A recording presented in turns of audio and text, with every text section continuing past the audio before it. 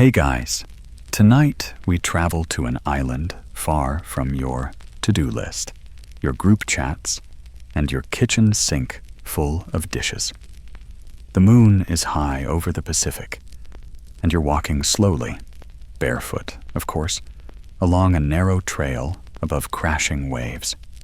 The air smells like wet stone, salt, and flowers you can't name.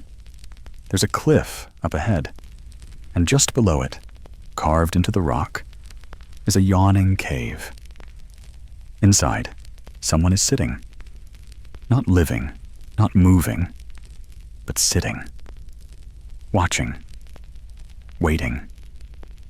And they've been there for hundreds of years. You probably won't survive this.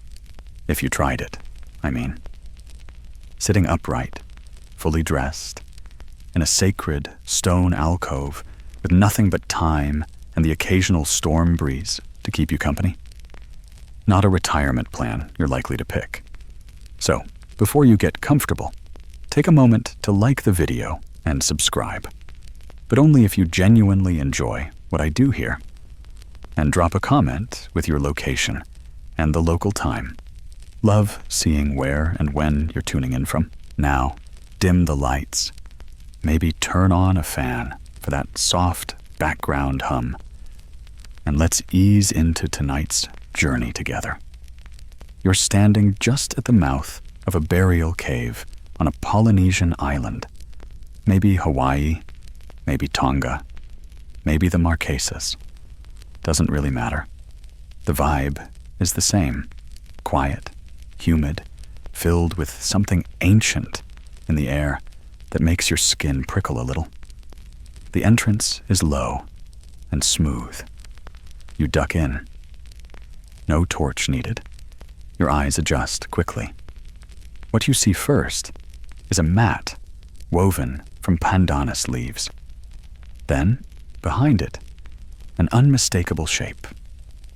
It's a person, sitting cross-legged, arms folded, or perhaps resting on knees. Eyes closed. Silent, of course. You move closer, expecting maybe some kind of statue. But no.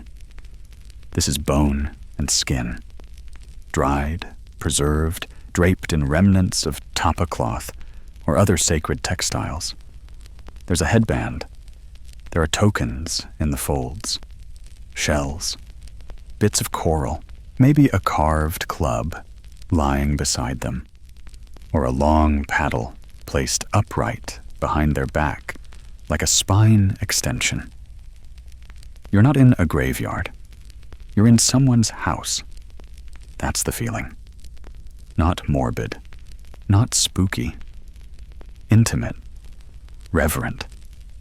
Like walking in on a great-grandfather still seated in his best chair, just very, very still. Outside, the ocean heaves. The wind comes in from the east. The palms rustle with gossip. But in here, stone silence. You look around the cave. It's not huge, but the ceiling rises a little in the back. There are crevices you can't see into. More woven mats. A carved bowl, half buried in sand. A streak of soot on the stone wall from a torch long extinguished. A petroglyph of a turtle. You imagine people coming here once a year, maybe on a feast day, to light a fire and whisper to the chief, to ask for protection, for good fishing, for wisdom in a dream. And this wasn't just some random burial. This was a choice, a production, a performance. This person, maybe a chief or high priest, wasn't laid flat in a hole like a forgotten ancestor. No. They were seated, elevated, intentional, present, upright in more ways than one. What's even stranger? These kinds of burials weren't super rare. In parts of Polynesia, especially the Society Islands and Marquesas, it was an honored tradition to position the elite dead in a sitting posture, often within naturally formed caves or lava tubes along cliffs. Why? Now you're asking the right sleepy questions. First, caves themselves had major spiritual weight. They were seen as passageways, portals between the living world and the spirit realm. You weren't burying someone in a hole. You were placing them between worlds. Caves held breath. They echoed. They stayed cool. And they felt halfway alive. Second, posture mattered. Sitting upright symbolized ongoing authority, power that didn't decay. The chief wasn't gone. He was just watching from the shadows, still listening, still leading, maybe judging. No pressure. It's wild to imagine, but you can almost picture the funeral procession. Drums, chants, garlands of flowers thrown into the waves below. The dead leader, carefully dressed, oiled, and guided, perhaps hoisted, into his final throne. People placing tokens at his feet, children being shushed, elders murmuring prayers.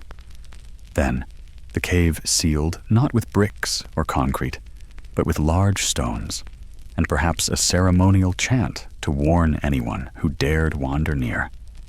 This is tapu, sacred, off limits. You step here, you bring ghosts into your life, and they don't do refunds. Now let's add a fun fact for flavor. Some of these sitting burials involved a rather unglamorous job. Someone had to pose the body and keep it from flopping over like a scarecrow in a windstorm. They might have used supports behind the back, or even tied limbs into position until rigor mortis helped out. There's evidence in some island traditions that the living prepared the dead weeks before the funeral. Think of it as the world's oldest prop department. Can we get a little more dignity in the left elbow, please? And the fringe detail you'll love? In a few legends, people claimed these sitting chiefs moved over time, slightly, as if adjusting, or responding, or just bored. Historians still argue whether the upright burial was more about ancestral veneration, political theater, or practical storage in humid climates, where digging deep holes was a muddy mess. Some say it was inspired by early Austronesian ancestor worship. Others point to influences from Melanesian or Micronesian mortuary practices. The truth? Lost to sea spray and time. You lean in closer. The face is hollow now, skin like dried fruit, cheekbones sharp in the torchless dark. And yet, something about the posture feels awake. Not zombie awake, don't worry. More like alert. Like this person is holding space, holding memory, holding you, somehow, in their slow gaze. You step back. Let the silence grow. Outside, the waves haven't stopped for centuries. Inside, neither has he. You take a slow step backward out of the cave, your breath catching slightly in your throat. Not from fear, exactly, but from that peculiar, chest-deep awareness that you've been in the presence of something older than maps. Behind you, the stone chamber remains still, but you swear the air feels denser now, as if the walls themselves have a pulse. The sunlight outside hits your face like a gentle slap, friendly, warm, but abrupt. Welcome back to the land of the living. You blink a few times and look around at the cliffs, the greenery, the unbothered seabirds. It's almost funny how normal everything looks, just an island paradise. But a few feet behind you, a seated ancestor watching the surf roll in, century after century. So now you're wondering, who thought that was a good idea? Why sit a dead guy in a cave at all? Turns out, Polynesian funeral practices weren't what you'd call conventional. These islands, scattered jewels across the vastest ocean on Earth, each had their own flavor of reverence, fear, and spiritual housekeeping when it came to the dead. But they all shared one belief. Death didn't mean absence. It meant transformation. On some islands, bodies were laid in boats and sent to sea. On others, wrapped in layers of bark cloth and placed in trees. In a few places, the dead were buried under the floors of their own homes, which raises all sorts of questions about property values. And yes, in those cliffside caves, a select few were placed sitting upright, not because it was easy, it definitely wasn't, but because it was symbolic. Polynesian societies were stratified. You had chiefs, nobles, priests, warriors, commoners, and in some places, specialized roles, like tattoo artists or bone keepers. Chiefs, ali'i in Hawaiian terms, were at the top of the spiritual and political food chain. They weren't just rulers. They were the embodiment of the community's mana, that all-important life force or spiritual energy. So when one of them died, you couldn't just plop them into a hole and call it a day. They had to be honored, elevated, literally. And in some cultures, elevation meant posture. Sitting upright was a visual cue of ongoing authority. You didn't bury the chief. You enthroned him one last time. Let's add a historical nugget here. In Tonga, for example, ancient stone burial mounds called langi were used to inter royalty. These structures, stacked with coral slabs like prehistoric layer cakes, were often reserved for those of tui status, or sacred kingship. While not sitting in baistis per se, they reflected the same idea. High status equals high placement, both physically and cosmologically.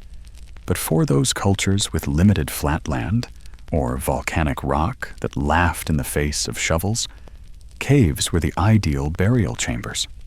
Cool, naturally protected, and, let's be honest, pretty metal. And caves weren't just practical. They were spiritual places too. Seen as the mouths of the earth, passageways between this world and the next. In Hawaiian belief, the soul, uhan, left the body at death and journeyed toward the spirit realm. But this transition wasn't instant. The soul lingered, wandered, sometimes got a little lost. That's why early burial sites needed to hold the soul gently, keep it company until it found its path. Now, for a deliciously odd tidbit. In some parts of Polynesia, people would actually visit their dead relatives on special occasions. They'd clean the cave, bring offerings, maybe even chat a little. One story tells of villagers leaving bowls of coconut cream near the entrance to a chief's burial cave, and returning the next morning to find the bowls mysteriously empty. You can decide if that was spirits or very polite raccoons. Not all upright burials were equal either. Posture meant rank. Some were cross-legged, which you might know as the lotus pose. Others sat with legs extended stiffly out, mummy style. And occasionally, arms were arranged to signal certain attributes. Open palms for generosity, crossed arms for power, even hand gestures reminiscent of sacred dances. Historians still argue whether these specific postures were purely ceremonial or linked to deeper cosmological meanings. Did sitting upright help the soul ascend more easily? Was it a reminder to the living that their leaders were still watching, still present? Or was it simply that being seen, literally from the entrance of a cliffside cave, was a way to maintain social order? Imagine you're a young canoe maker or fisherman passing that cliff every day on your way to the sea. You look up, see the faint shadow in the cave above, and remember your place. You remember who came before. You remember that someone is always watching, not in a creepy big brother way, more like a grandpa who expects you to use the good fishing net and not mess it up. Now let's talk logistics for a second, because this isn't some cute diorama. Getting a dead body into a cave and posed in a sitting position took serious effort. This was a whole operation. First, the body had to be prepared, washed, anointed with coconut oil or fragrant bark, and wrapped in layers of cloth. Sometimes, herbs were packed around the torso to reduce the scent of legacy. Then, carefully positioned upright, maybe wedged into a rock alcove, maybe supported by ropes until rigor mortis could do its thing.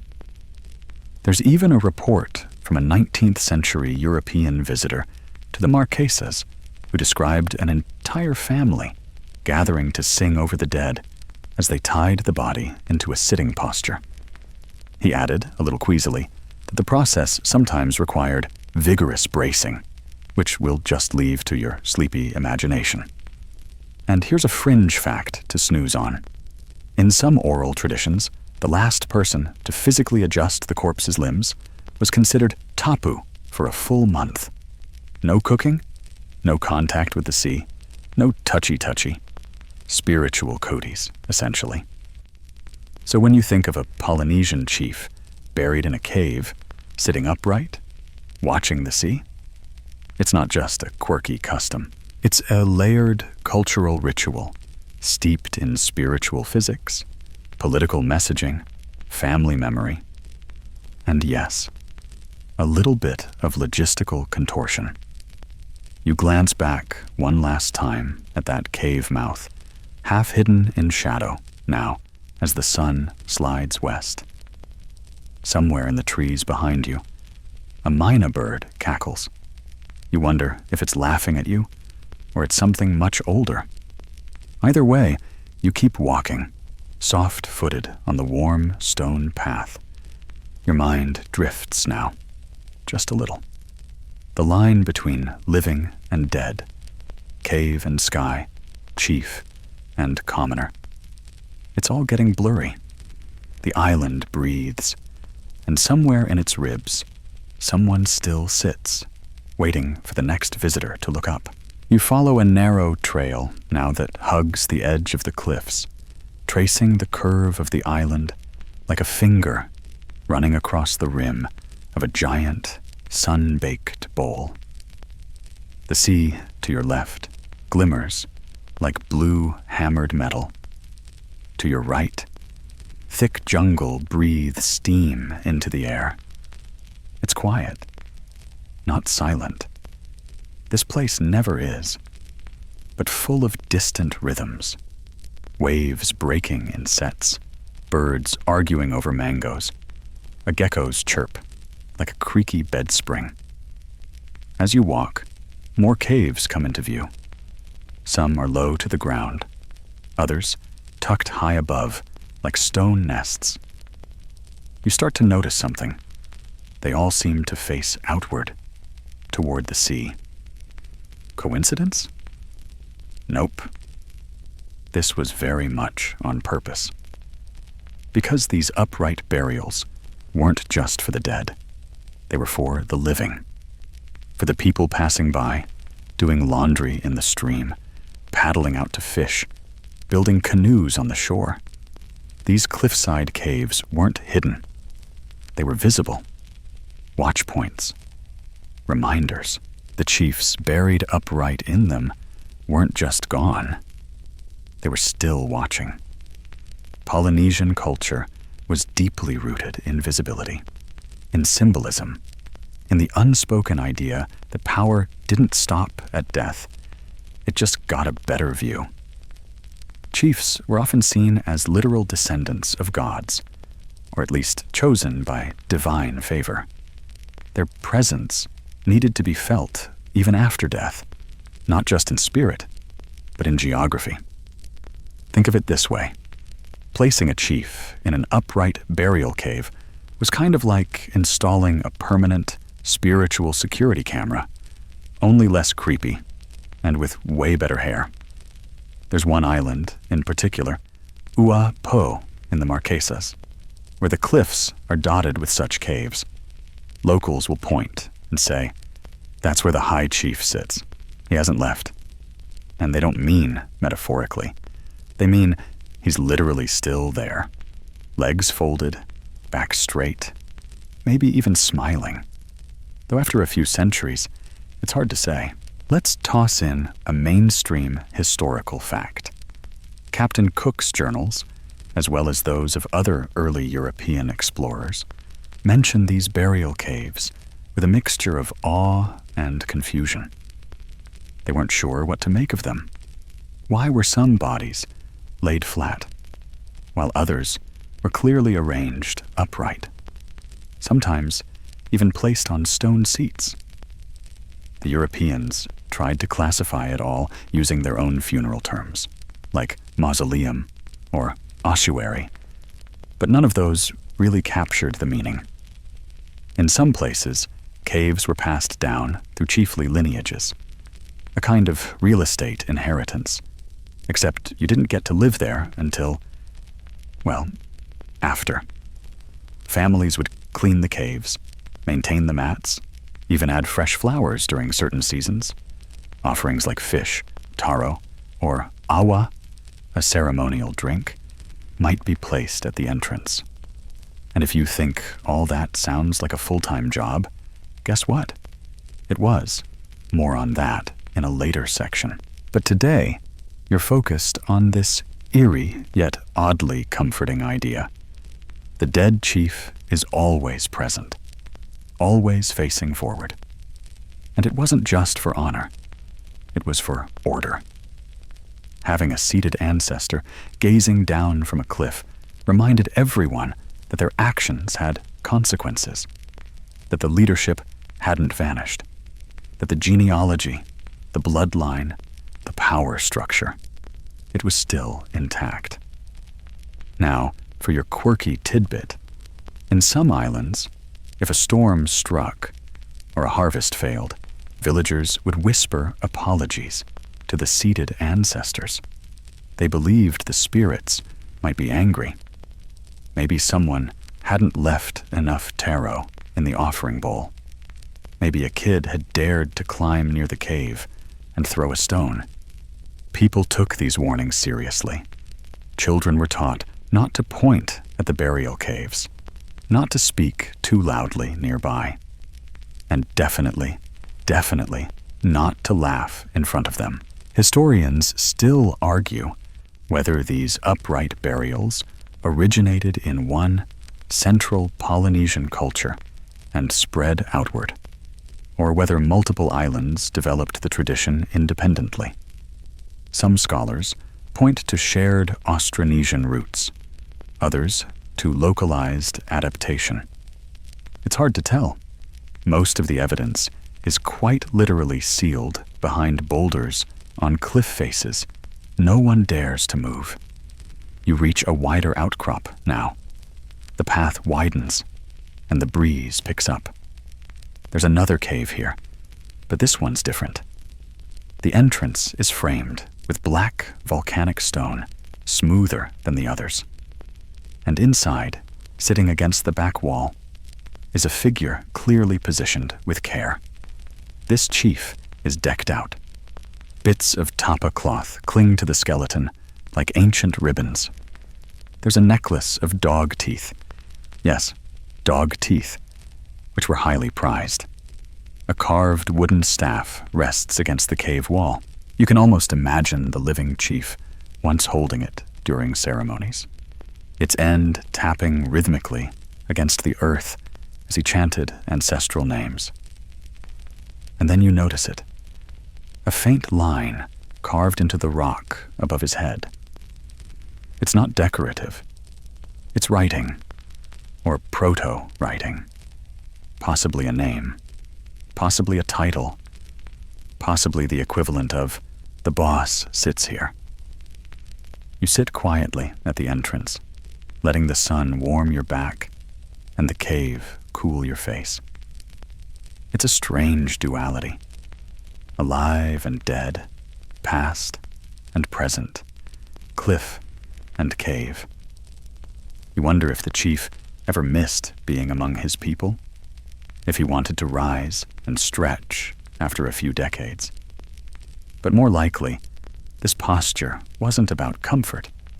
It was about permanence, about reminding those below that he chose this, chose to sit, chose to stay. There's something noble in that, you think, something deeply human and deeply still. Just before you stand, you spot something half buried near your foot, a small offering bowl, cracked and mossy. Inside it, a pebble, a faded flower, and what might be a seashell, left by someone long gone, or maybe just last week. You don't touch it. You just nod and whisper a soft mahalo under your breath. Gratitude for the silence, for the story, for the ghostly gaze that seems just a little softer now. You begin to descend now, the trail turning from jagged rock to something softer, packed earth and leaf litter. The path worn smooth by centuries of bare feet and cautious steps. The trees crowd in around you, their branches reaching over the trail like clasped fingers. Every now and then, a gust of wind sends a rustle through the canopy, and the sunlight flickers in greenish bursts, as if the forest itself is blinking. But even here, 100 steps down from the cliffside tombs, the presence of the sitting dead lingers. You can feel it in the way the air shifts, heavy and watchful. This is not just a trail through jungle. It's a corridor of memory. Polynesian cosmology doesn't put the dead in some far-off cloud kingdom. No pearly gates, no fire and brimstone basements. Instead, the spiritual and the physical mingle constantly. The dead are here, on the land, in the wind, watching from mountaintops and cliffside caves. They're not gone. They're just moved slightly to the left. In Hawaiian culture, this understanding of life and afterlife is embodied in the word aumakua. These are ancestral spirits, often thought to return in animal form. A shark, an owl, even a gecko with particularly judgmental eyes. They watch over families, guiding, warning, protecting. And while not all aumakua are once-seated chiefs, the concept captures the essence of it. The dead remain present, participatory, and powerfully here. So, when someone important died, especially a chief, the community didn't just weep and move on. They made room for his continued presence, literally. The burial cave wasn't a place to store a body. It was a home for an ongoing force. And that's what makes this so radically different from how you probably think of death. There's no moving on here, no permanent separation, just a shift in form and function.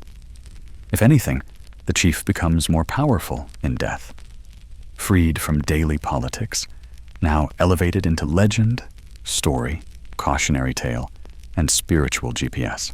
Let's pause for a fact drop. In traditional Maori belief, and remember, the Maori are Polynesian cousins down in Aotearoa, New Zealand, ancestors are seen as woven into every aspect of the landscape. A mountain isn't just a rock. It's a great grandparent. A river is a memory. A cave? Possibly a place where life was born or returned. This isn't metaphor. It's cosmological fact to them. Life and land and lineage are entangled. That worldview carries across Polynesia in different names and languages. But the root idea is the same. The ancestors never leave the island. Now, your quirky fringe tidbit. On some islands, cave burials weren't just for leaders. They were also for high-status priests who were believed to communicate with gods during life, and possibly after death, too. So yeah, you might walk by a cave and think, oh, there's old Chief Tui. But locals might whisper, that's the one who talks to the thunder. Talk about a career that follows you into retirement. This also meant the placement of the burial was critical. Upright burials weren't hidden away in some forgotten gulch. No, they were visible, strategic, often overlooking the village, the sea lanes, or sacred meeting spots. These weren't graves. These were stations, like spiritual lighthouses blinking silently across the terrain. Historians still argue whether the seated posture itself was intended to suggest readiness. Was the chief prepared to return, to rise again? Was it symbolic of vigilance, or a throwback to older Southeast Asian traditions where ancestor effigies were placed in homes and temples? No one agrees. But the symbolism is hard to miss. Sitting implies presence, waiting, watching. You come to a bend in the trail now, where the trees part and reveal a wide clearing. At its center, a smooth stone platform covered in moss. It's not a cave, but it feels like one, open to the sky, but enclosed by tall tree trunks like silent columns. This, too, was once sacred ground. You sit on the edge of the platform, your fingers tracing the cool stone. You imagine a ceremony here long ago. Conch shells blown, men in feathered cloaks chanting, women swaying in rhythm with the wind, children peeking through their fingers. The body of a chief brought forth, not in fear or sorrow, but in awe. His transition into a different kind of leadership. Then the long walk to the burial cave, perhaps a mile uphill. The bearers chanting softly, their arms shaking under the weight. The body dressed in his finest, eyes closed, but not covered. His last view of the world, a final glance at sea and sky before being seated in eternal watch. You wonder what it meant to the people who built this ritual. To sit a loved one upright, to prop him there, knowing full well he would dry, shrink, and crack with time. Knowing children would grow up watching his silhouette on the cliff. Knowing future generations would refer to him as that one, still sitting there. Death wasn't a break in the story. It was a sentence continuation, a pause before another clause. And here's a strange historical crossover. In some South American Andean cultures, particularly among the Inca and pre-Inca peoples, mummified ancestors were also seated upright, and sometimes even brought out during festivals to witness parades or ceremonies. Different ocean, different continent, but the echoes are uncanny. The dead weren't left behind. They were incorporated, still part of the dance. So maybe it's not so weird, this whole sitting dead in a cave thing. Maybe the weird part is pretending the dead are gone at all. You lie back now on the stone slab, eyes closed, letting the breeze find your face. You can almost feel a chorus of quiet breaths around you. Not spooky, just patient. The ancestors are always near, not judging, not haunting, just listening and waiting, as they always have. You wonder how long you'd have to sit perfectly still before the wind mistook you for one of them. You wake from your moment on the stone slab with a lazy stretch, your back pleasantly sore from lying on something that's definitely not memory foam. The jungle hums its sleepy lullaby, cicadas droning, leaves rustling like old paper, and the occasional thunk of something ripening and falling far off into the underbrush.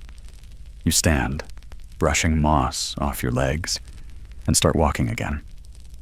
This time, the trail curves upward, winding around a rocky outcrop that looks, from the right angle, like a reclining face. You're half convinced it is a face, carved by wind, rain, and a few hundred years of people squinting at it during ceremonies. Everything out here feels intentional, even if it's technically an accident. That's what happens when land and story blur together. Soon, you find yourself in front of another cave, this one deeper, darker, and colder. You can tell before even stepping inside. This one's been closed for a long time. It's a lava tube, likely formed thousands of years ago when molten rock tunneled under the island's crust and then cooled, leaving behind a hollow vein. Nature's basement. And someone decided this one would make a very good final address. You duck in and pause, letting your eyes adjust.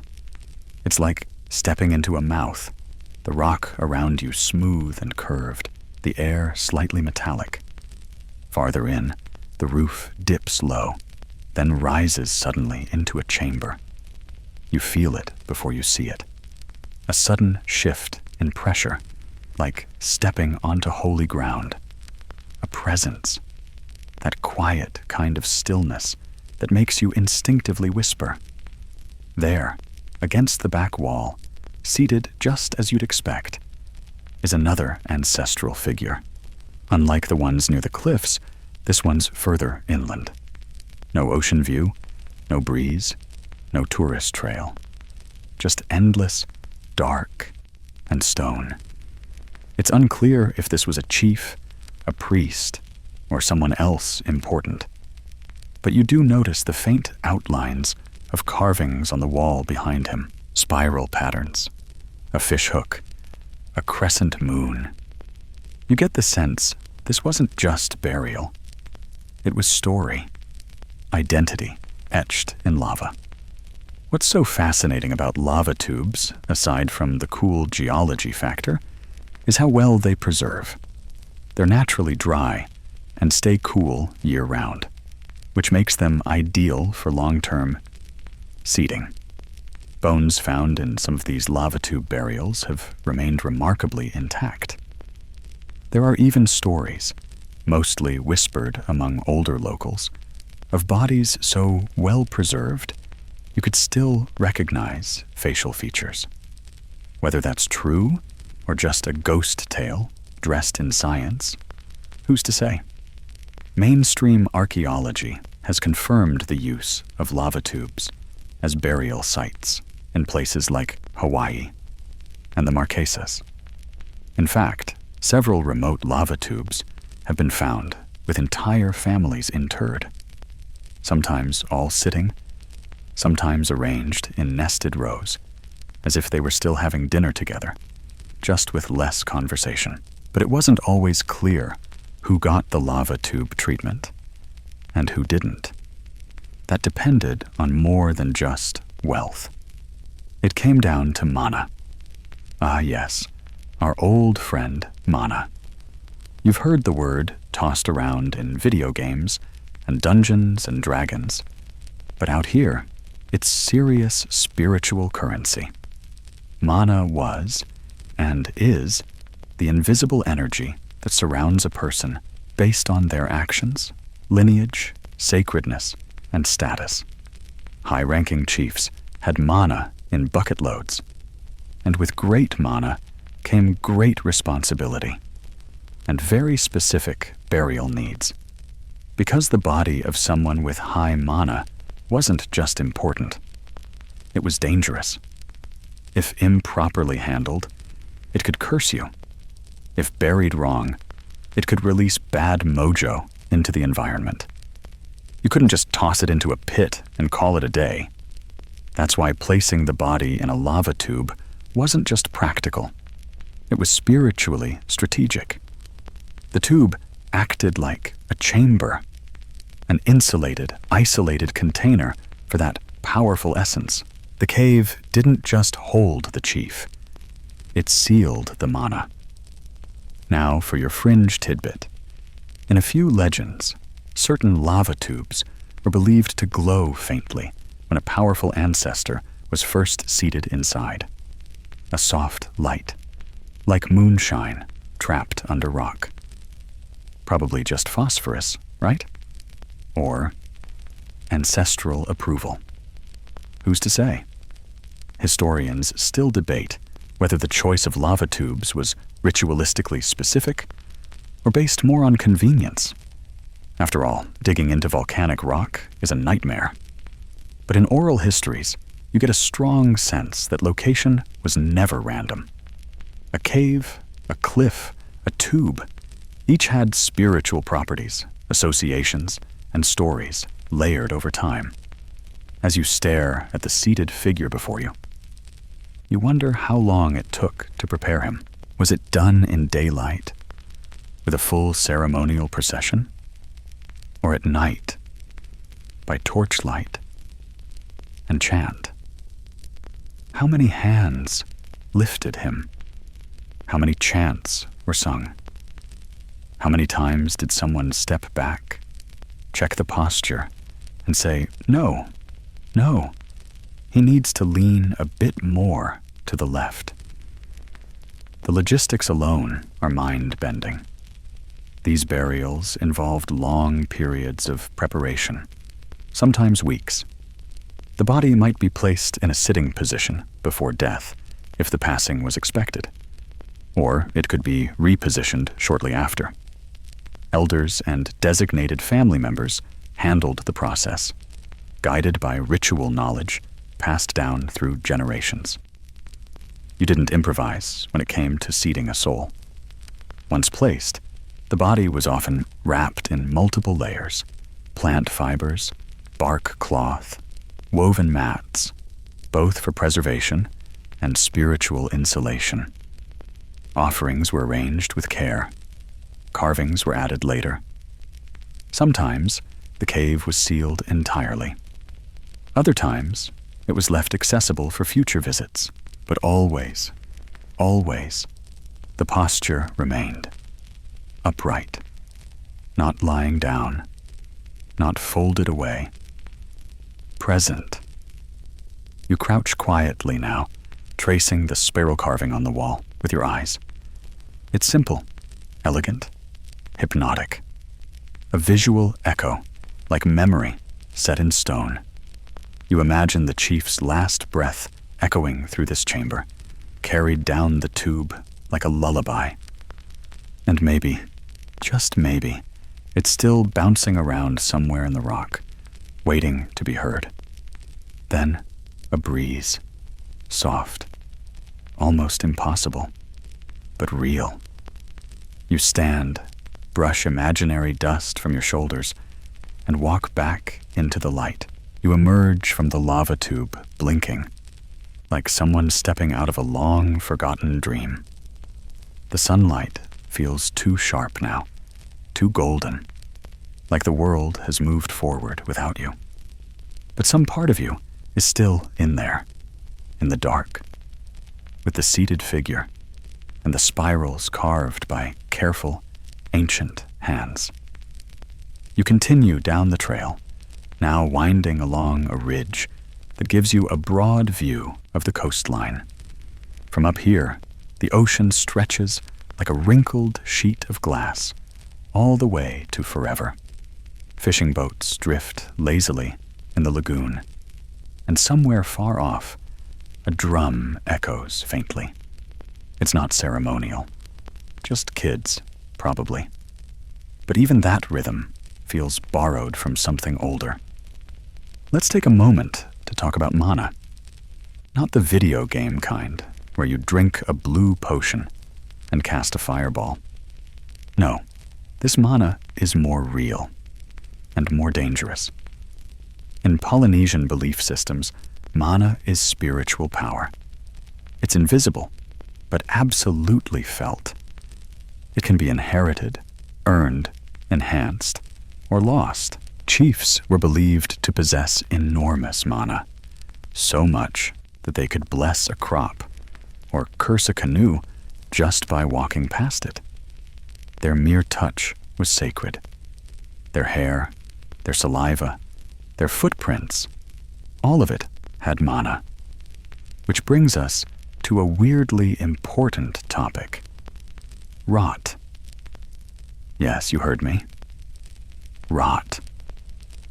The slow, silent, squishy process of turning a powerful human body into bones and dust. Because when a person died, their mana didn't just evaporate. It lingered. And so their body became a kind of radioactive object, something that had to be handled with immense care. Burial rituals were, in part, about managing this energy.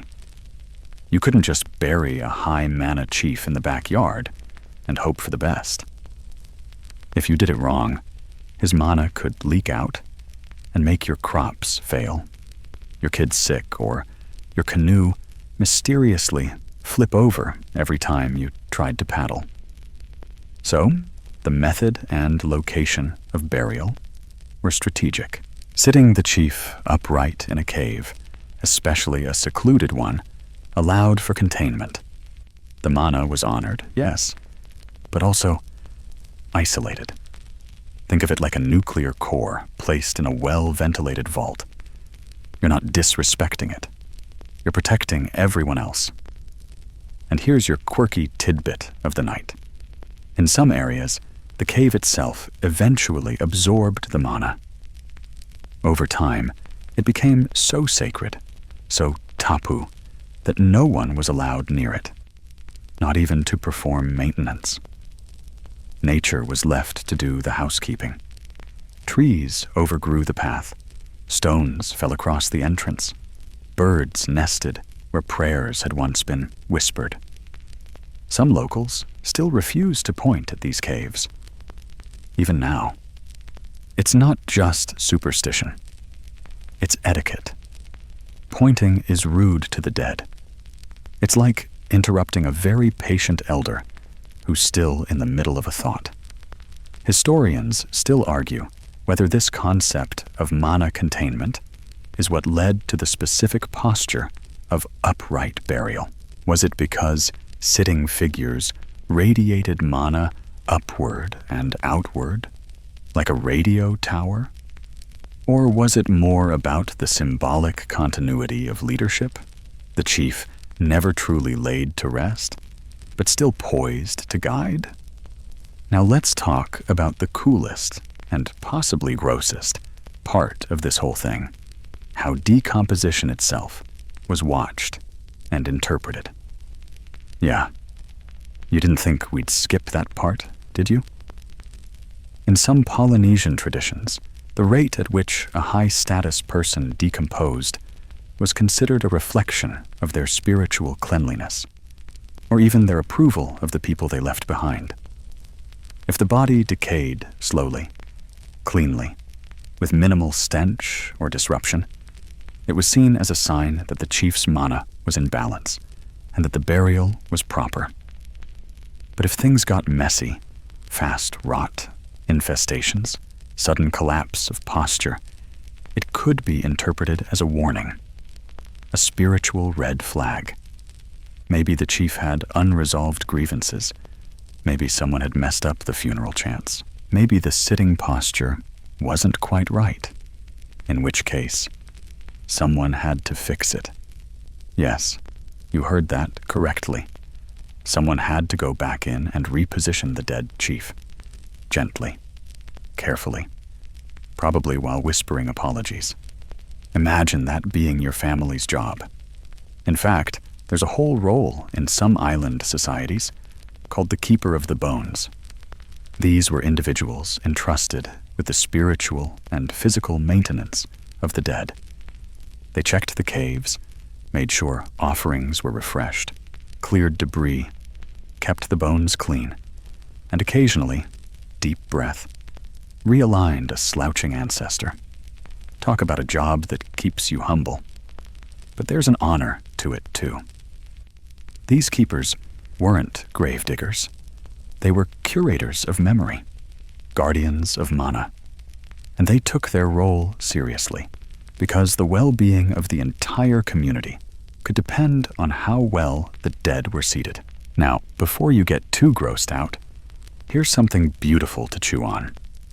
In oral chants, some chiefs were described not by how they lived, but by how they sat. Their posture became legend. He who sat with knees like twin mountains. She who gazed with eyes closed and wind-kissed hair. The dead became poetry, carved into caves and recited at feasts. That's the power of posture. It wasn't just for show. It was a symbol of stillness, wisdom, control. You didn't slump in the afterlife. You sat with dignity, with purpose, with grace. As you walk now through the jungle's golden hour, shafts of light piercing the canopy in slow beams, you pass another cave, just a glimpse through the vines. No trail leads to it, no signs, but you feel it, that hum, that weight in the air. Someone is sitting in there, watching, waiting, being. You don't point. You just keep walking, quietly, respectfully. And somewhere behind you, the trees sigh, and the chief, maybe, nods. You're starting to get used to it now. The rhythm of the land, the soft thump of your steps on dirt, the feeling of being watched in the nicest, strangest way possible. The watching doesn't feel invasive. It's more like being looked after, like walking through a neighborhood where every porch has a grandparent sipping tea, nodding as you pass, mildly judging your posture.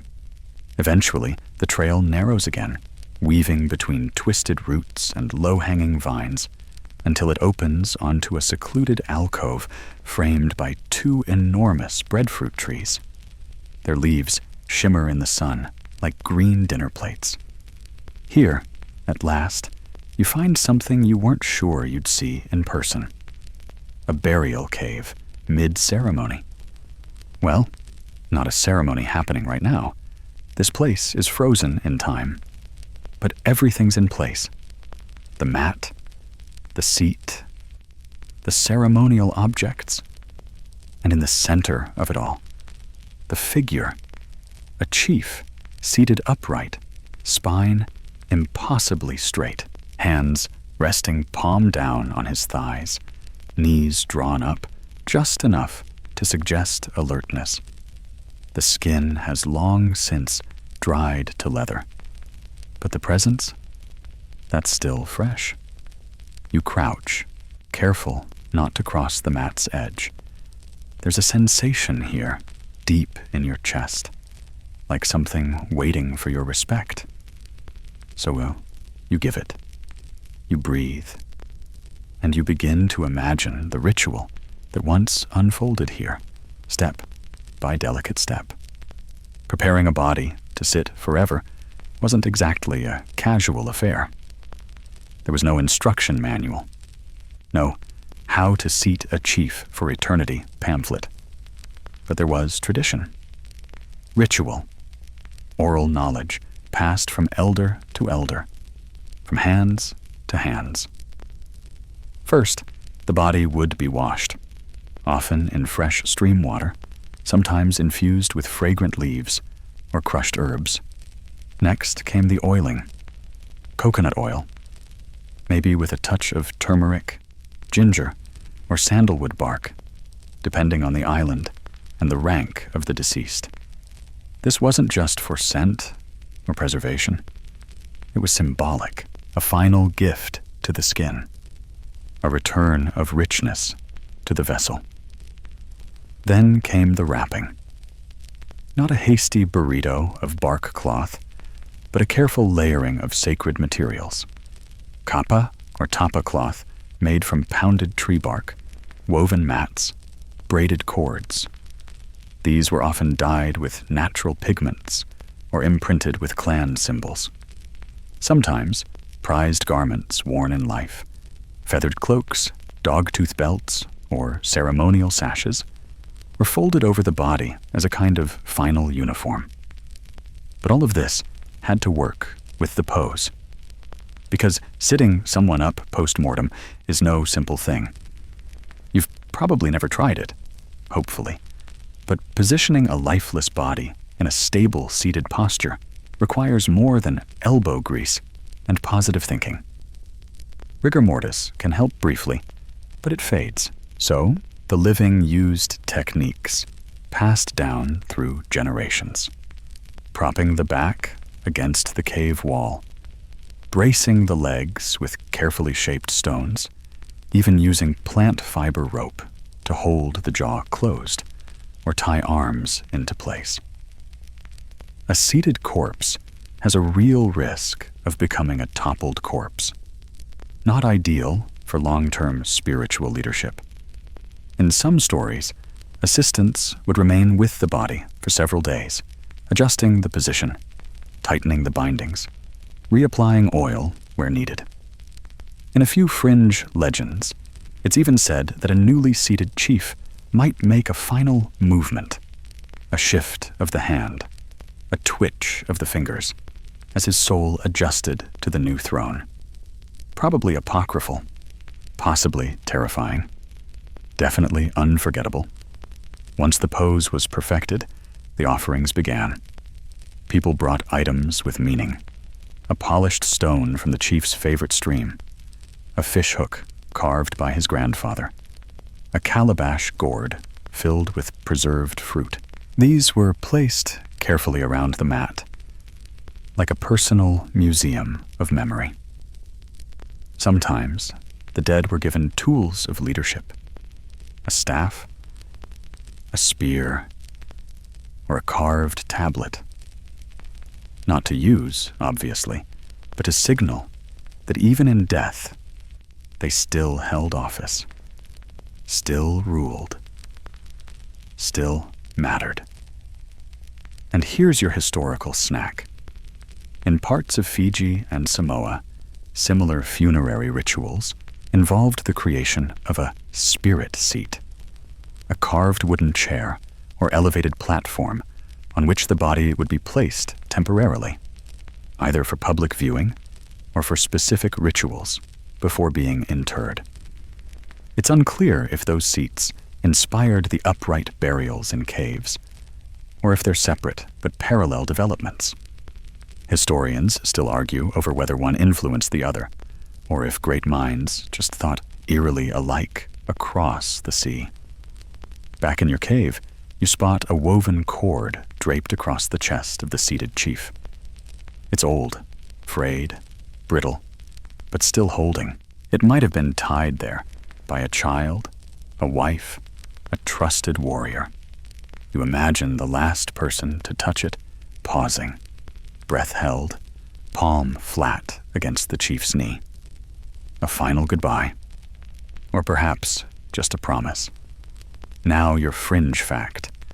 On some islands, families would sleep outside the burial cave for 3 nights following the chief's seating. They believed the spirit might not settle immediately. It might wander. Roam. Even peek out from the cave to make sure everyone was behaving. Those nights were full of chants, storytelling, firelight, and the occasional suspicious rustling in the bushes that might have been a spirit or a pig. Hard to say.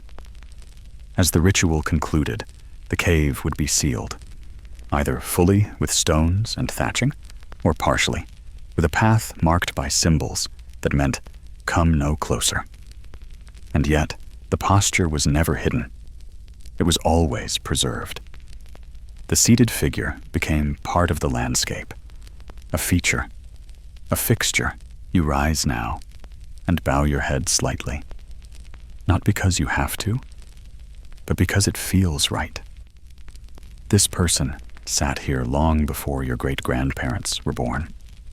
He's witnessed typhoons, eruptions, colonizers, and probably at least one awkward couple's photo shoot. And still, he sits. You leave the cave, back into light. Your knees creak a little. You wonder, briefly, how you'd do in a seated cave eternity. You'd need a cushion, maybe some Wi-Fi, definitely bug spray. But the idea, it tugs at you. The stillness, the dignity, the quiet insistence that some things, power, presence, memory, don't end. They just sit down and wait.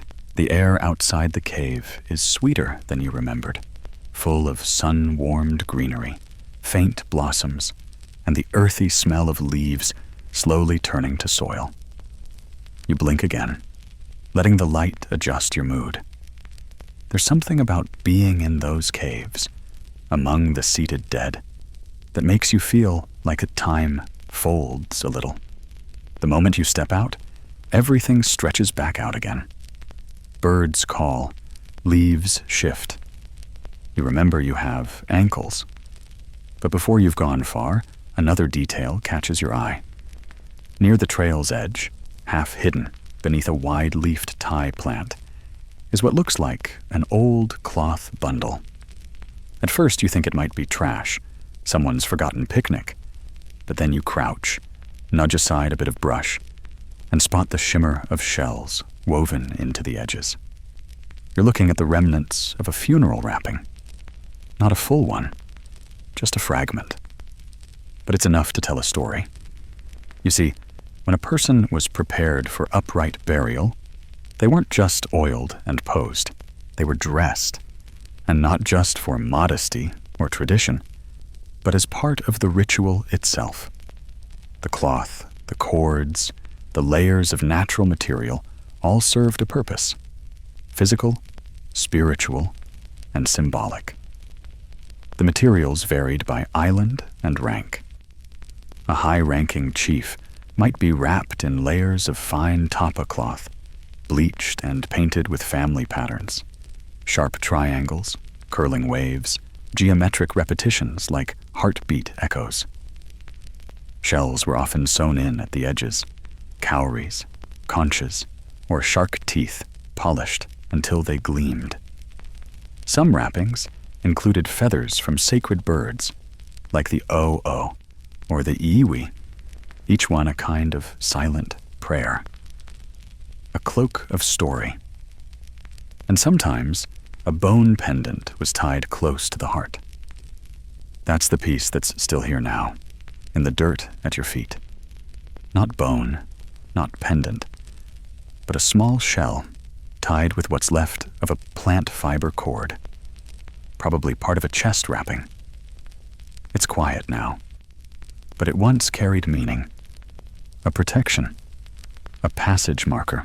You leave it undisturbed, of course, and rise slowly.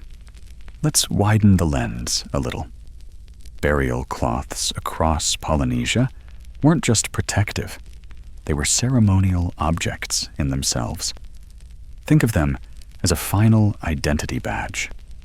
In Samoa, families would spend weeks preparing the burial cloth for a chief. They'd harvest the trees, pound the bark into cloth, dye it with soot or turmeric, then carefully dry it in the sun, layering meaning into each step. And then there's the wrapping technique itself. Unlike a modern mummy wrap, which goes round and round like a holiday ham, these wrappings were folded, layered, tied. It was about support, containment, and reverence. The way you might wrap a fragile heirloom or a gift you're never going to open. Fringe detail time. On some islands, the final layer was sprinkled with powdered coral or crushed shell to catch the light. So when the chief was seated in the cave and the last rays of sunset filtered in, he shimmered. Just a little. Not flashy, more like moonlight on sand. That kind of shimmer. You can imagine the effect. Villagers peeking into the cave on a festival day, seeing the seated ancestor bathed in light, glowing faintly like he's halfway to godhood. A real-time Photoshop filter from the ancient world. Now, not every burial used elaborate cloth. Some chiefs were wrapped in simpler fibers, coarse mats, sometimes old sleeping covers that had belonged to them in life. In those cases, the message wasn't wealth, but closeness. The dead were dressed in memories, in the familiar, in things that already smelled like home. Offerings were often wrapped alongside the body, tied at the waist, or tucked beneath the feet. These could include carved objects, like tiny canoes or stylized fish, or everyday tools, a knife, a spoon, a cord used to lash a canoe. Not for use, of course, just to bring along, just in case the afterlife needed light whittling. In some island cultures, ceremonial loincloths were woven with human hair. Yes, hair. Gathered from family members, braided and spun into thread. A little unsettling? Maybe. But also deeply personal. Imagine being literally wrapped in the love and DNA of your family.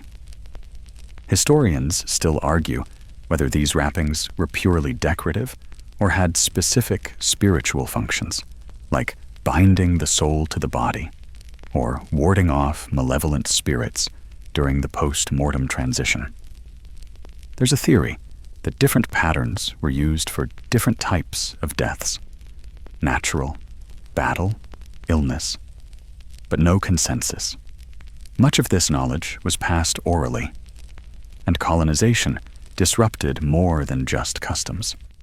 It fractured memory. You pass another small trail offshoot, this one nearly overgrown, and follow it on a whim. Just a few steps in, you find a smaller cave.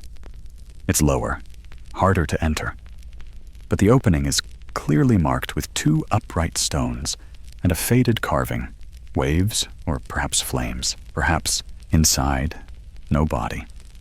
But the mat remains, faded cloth bundles tucked along the walls.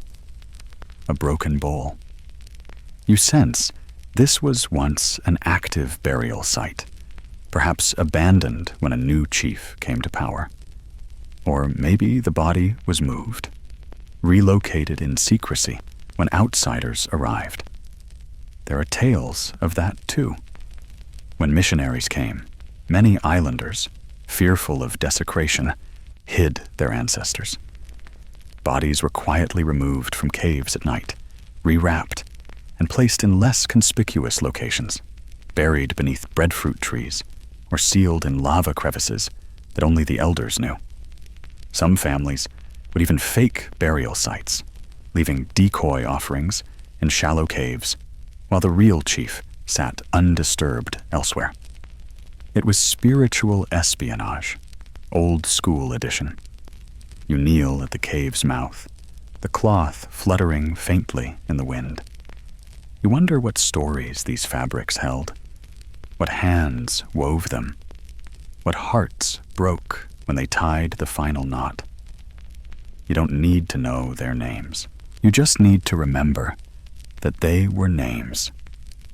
Real people, real losses, real love.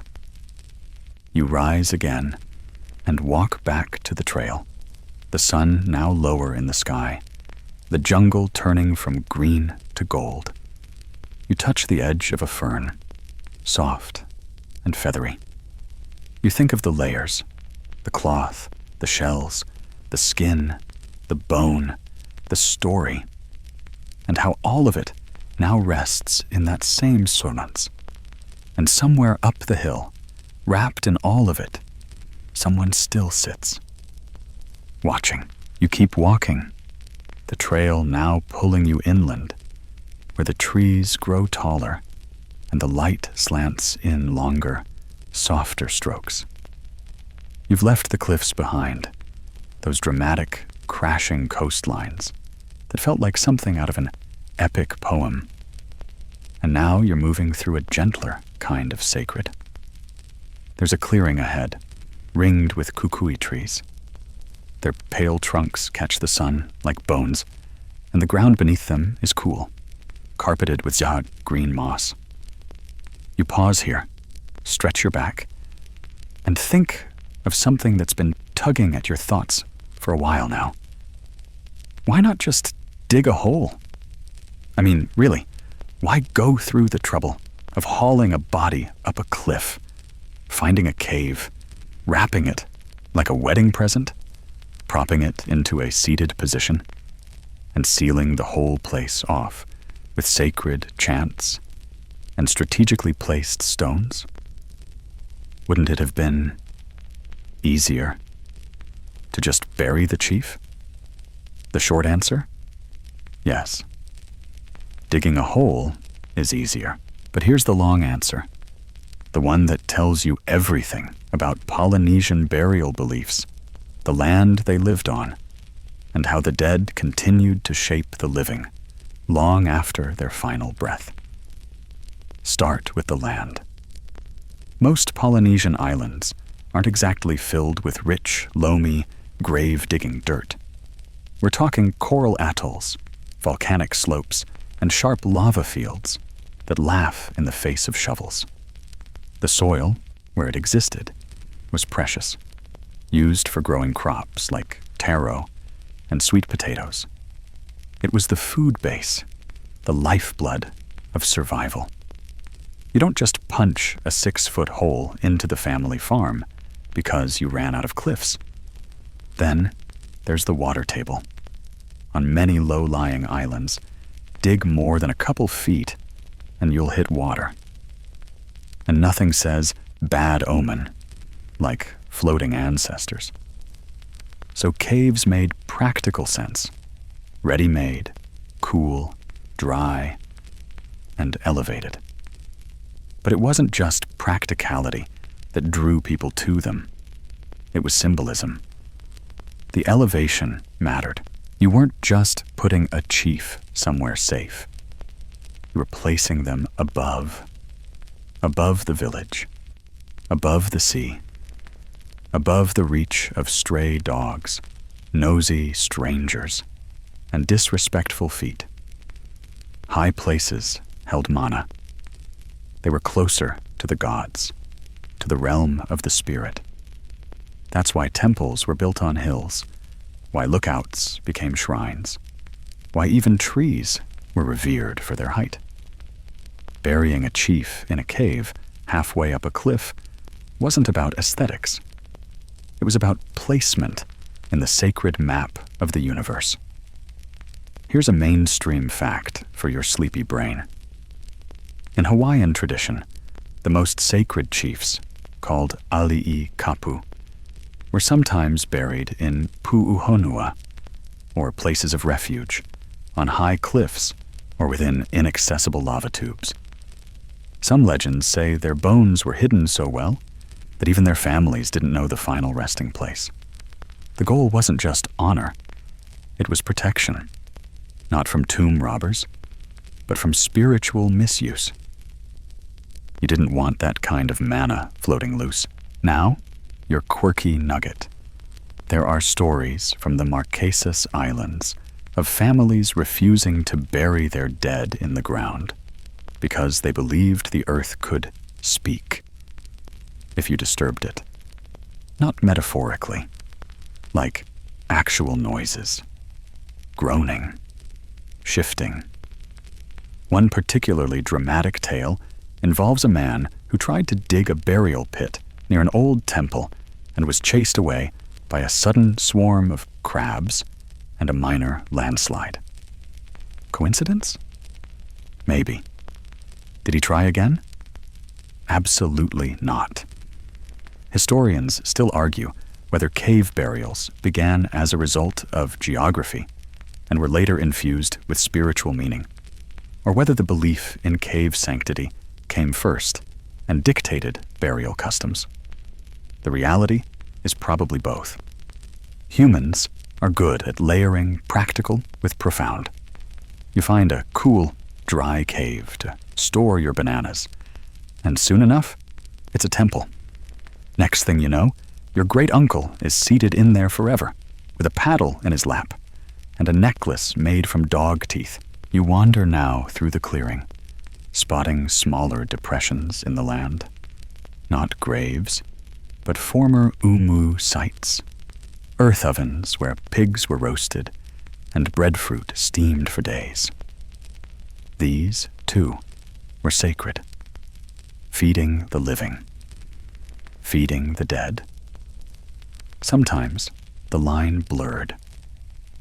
There are stories of certain chiefs requesting to be buried near old cooking sites, not out of gluttony, but as a symbol of nurturing. They wanted to keep feeding their people, even in death, a metaphorical presence at every feast. You sit now on a fallen tree, watching the wind ripple across the leaves like fingers through hair. The question still lingers in your head. Why not just bury them? But it feels smaller now, almost silly. Because what you realize, sitting here, wrapped in this green quiet, is that the burial was never just about storage. It was theater, worship, architecture, memory, a statement carved into the land that said, "He mattered, she led, they still watch." Even the most elaborate modern funerals don't quite compare. We might get a nice headstone, a few paragraphs on a memorial website, a laminated prayer card. These people, they got eternity with a view. And in some ways, the upright burial is the truest reflection of how they lived. Chiefs didn't recline. They didn't vanish. They sat, held court, made decisions, received offerings. Even in death, that posture continued. It was continuity, a way of saying, this isn't over. You stand, brushing bark dust from your legs, and take one last look at the kukui trees. Their light-colored trunks seem to glow in the slanting sun, like bones, like memory, like quiet sentinels. And somewhere, in a cave you passed hours ago, someone still sits upright, because lying down was never their style. The sun's leaning low now, painting the treetops gold and warming your shoulders as you crest a final ridge. The trail has led you away from the hush of the forest and back toward the coastline. And there it is again, endless, glittering blue. The sea stretches out before you, like a wrinkled sky, darker at the edges, speckled with reef and shadow. And rising out of the cliff ahead, carved into the rock like a mouth that never quite closes, is another burial cave. But this one has a view. You inch closer. Not too close, because the drop is steep. The cave is cut into the side of the cliff like a balcony for one. From where you stand, you can just see the shape inside. A seated figure, folded neatly in posture, legs pulled in, back resting against the stone wall. Their face turned ever so slightly toward the ocean. This was no coincidence. Polynesian upright burials weren't placed just anywhere. They were positioned with care, with geometry, with celestial alignment, and, yes, with curb appeal. These burial caves were chosen not just for protection or elevation, but for perspective. The ancestors weren't just placed above their people. They were situated to watch them, to observe the movements of the village, the fishing canoes, the harvest rituals, the rising tide. The sea wasn't a backdrop. It was a mirror, a living force the dead were expected to continue engaging with. Imagine waking each morning to paddle out for fish and glancing up to see the silhouette of your great-grandfather, still seated, still facing the reef you're about to cast your net into. Wouldn't you hesitate? Wouldn't you nod? Wouldn't you try a little harder not to mess it up? This visibility served a dual purpose. First, it reminded the living that the social structure was intact, even beyond death. And second, it reminded them that actions had witnesses. Mainstream historical records, like those collected from early missionaries and explorers, describe these caves with a view in vivid detail. Some bodies were seated at the very mouths of the caves, so that their form was visible from the shore far below.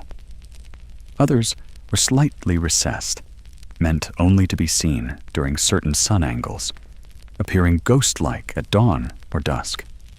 The positioning sometimes aligned with seasonal shifts or ceremonial events.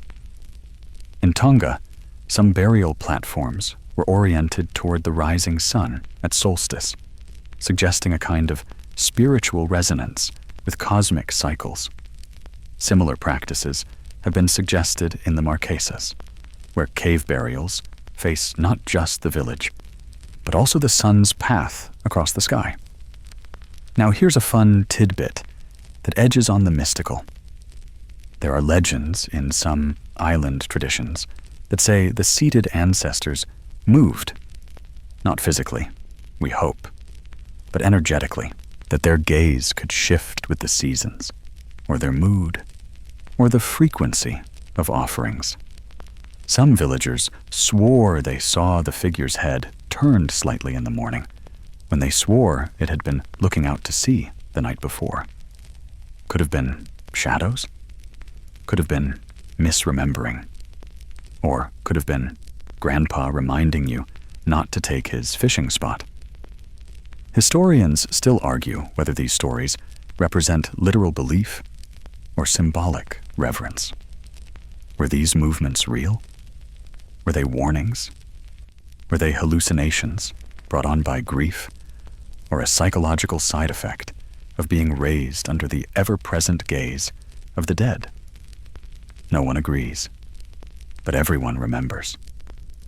You settle onto a rock near the cliff's edge, cross-legged, mirroring the posture of the figure above. The air smells like salt and sun-baked limestone. Gulls cry.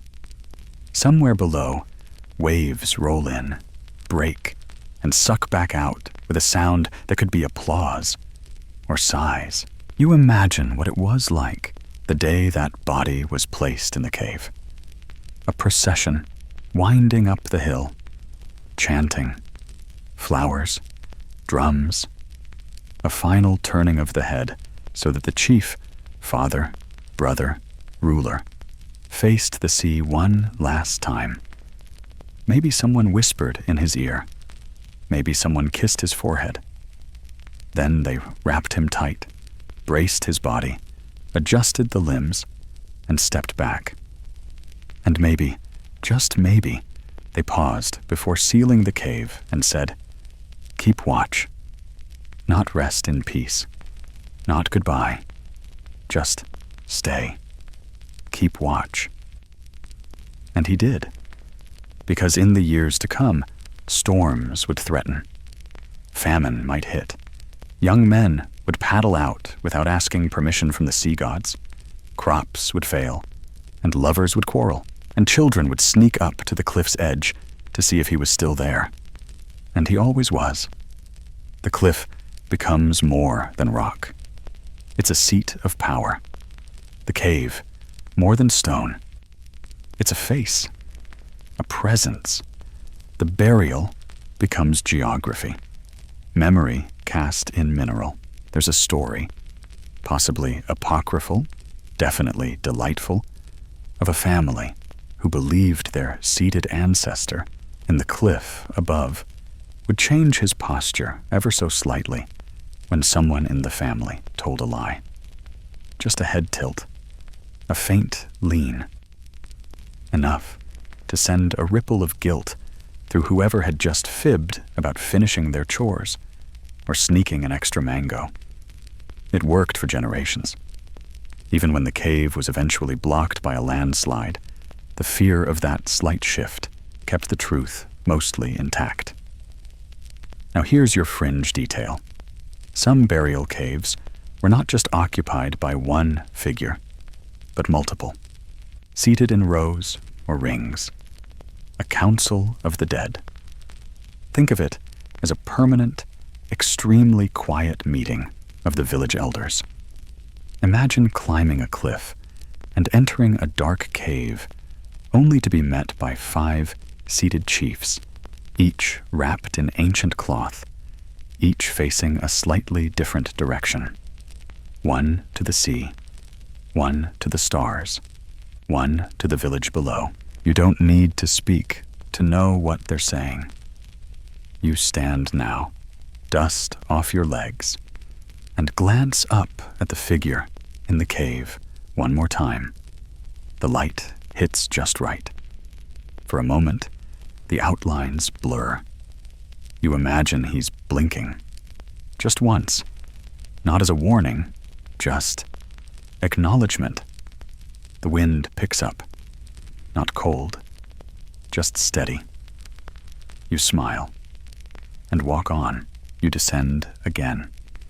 This time by a trail so old it almost seems grown into the hillside. Roots tangle across it like slow-moving fingers, and every few feet a smooth stone marks the path, placed there generations ago by hands long gone, but not forgotten.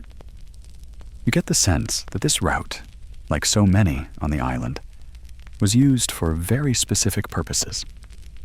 Ceremonies, pilgrimages, maybe even one final walk with someone who wasn't planning to come back down. And as you walk, a new question bubbles up from your tired, curious brain. Who got to be buried like that? Because so far, all signs point to this being a pretty exclusive club. Not everyone got the cliff throne and the eternal oceanfront view. So, who made the cut? And what happened to everyone else? Let's be clear.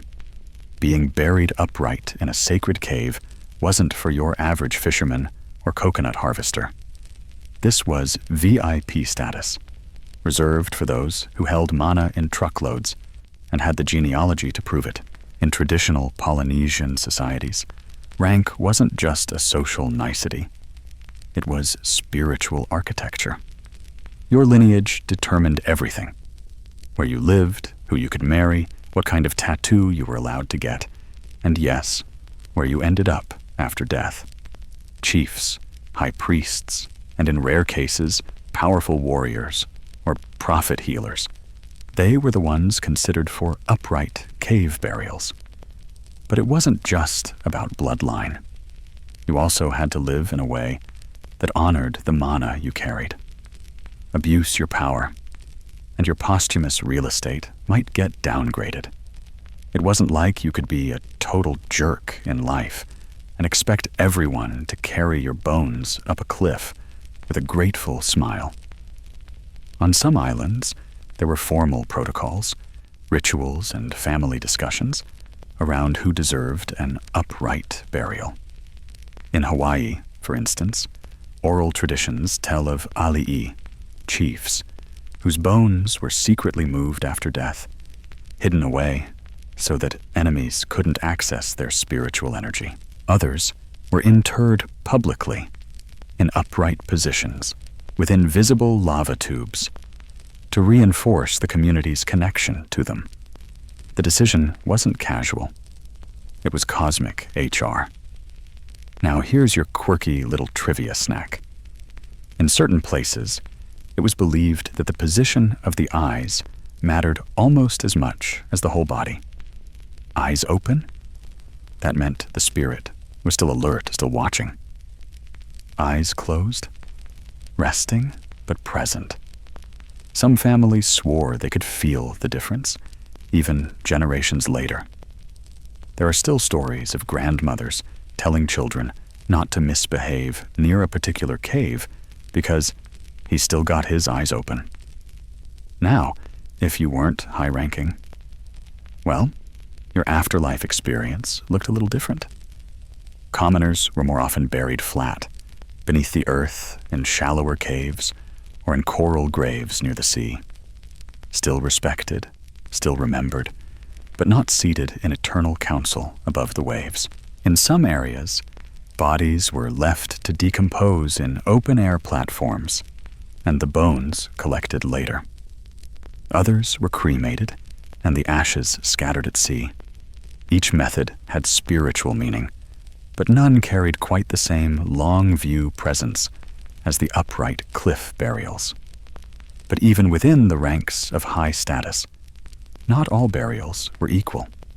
Gender played a role too.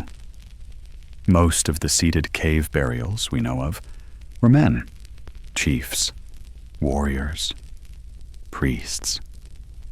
But, and this is important, there were exceptions. Women of great mana, often called high chiefesses or priestesses in their own right, were sometimes granted upright burials as well.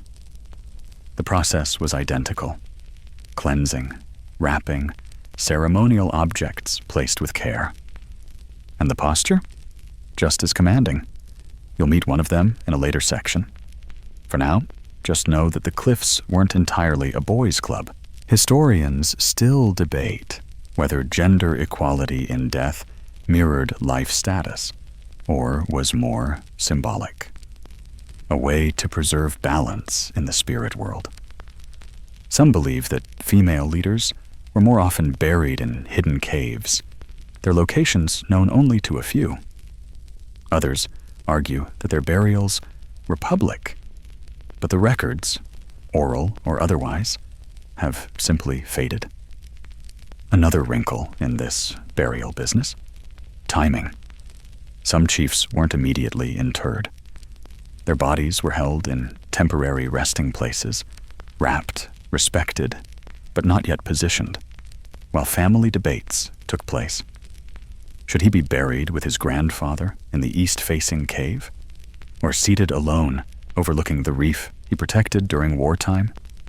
Sometimes these decisions took weeks. During that time, the body might be re-oiled, re-wrapped, reposed. You know, like the world's most spiritual editorial process. And here's a fringe fact for your pillow. In some communities, divination was used to determine burial location. Bones were shaken in gourds. Birds watched for patterns. Even dreams consulted. If your cousin saw the chief smiling from a particular cliff in a dream. Well, start climbing. So no, the upright burial wasn't a given.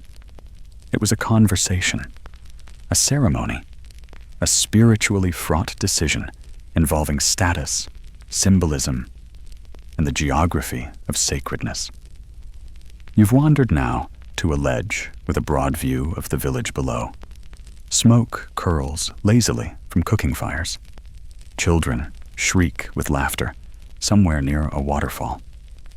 You imagine those kids looking up at the cliffs, the caves, the seated silhouettes, and growing up knowing that someone is always watching, not with judgment, but with presence. You sit down on a flat stone, warmed by the day's sun, and try to picture yourself centuries ago. No phone, no sneakers, no schedule. Just the land, the sea, your family, your ancestors seated in stone chairs above you. And maybe, just maybe, you'd grow up dreaming not of fame, not of wealth, but of earning a seat, of living so well, so wisely, that one day they'd say of you, "He's still there. She's still watching." You glance at the sky, now streaked with early pink and gold, and wonder, if someone watched you today, would they smile? Maybe. Maybe not. But they'd definitely still be sitting. The sun's dipping low now, dragging the shadows across the hillside like a slow tide. You follow a narrow path, veering off into a patch of dense greenery, where the air gets cooler and carries the sweet scent of something blooming. Maybe guava, maybe ginger, maybe just the breath of an old story curling through the trees. You're headed toward a job nobody ever talks about in school. A role without medals or title or much glory at all. And yet, it was one of the most spiritually loaded responsibilities in traditional Polynesian life. The keeper of the bones. Sounds dramatic, doesn't it? Like someone who lives in a spooky cave, wearing a feathered robe and speaking in riddles. But in reality, the role was often filled by someone calm, someone precise, someone everyone trusted to be around death and not be weird about it. Because this wasn't just janitorial work. This was sacred work. The bones of the dead, especially the bones of the seated, cave-dwelling dead, were not to be touched lightly, or at all, if you weren't the right person.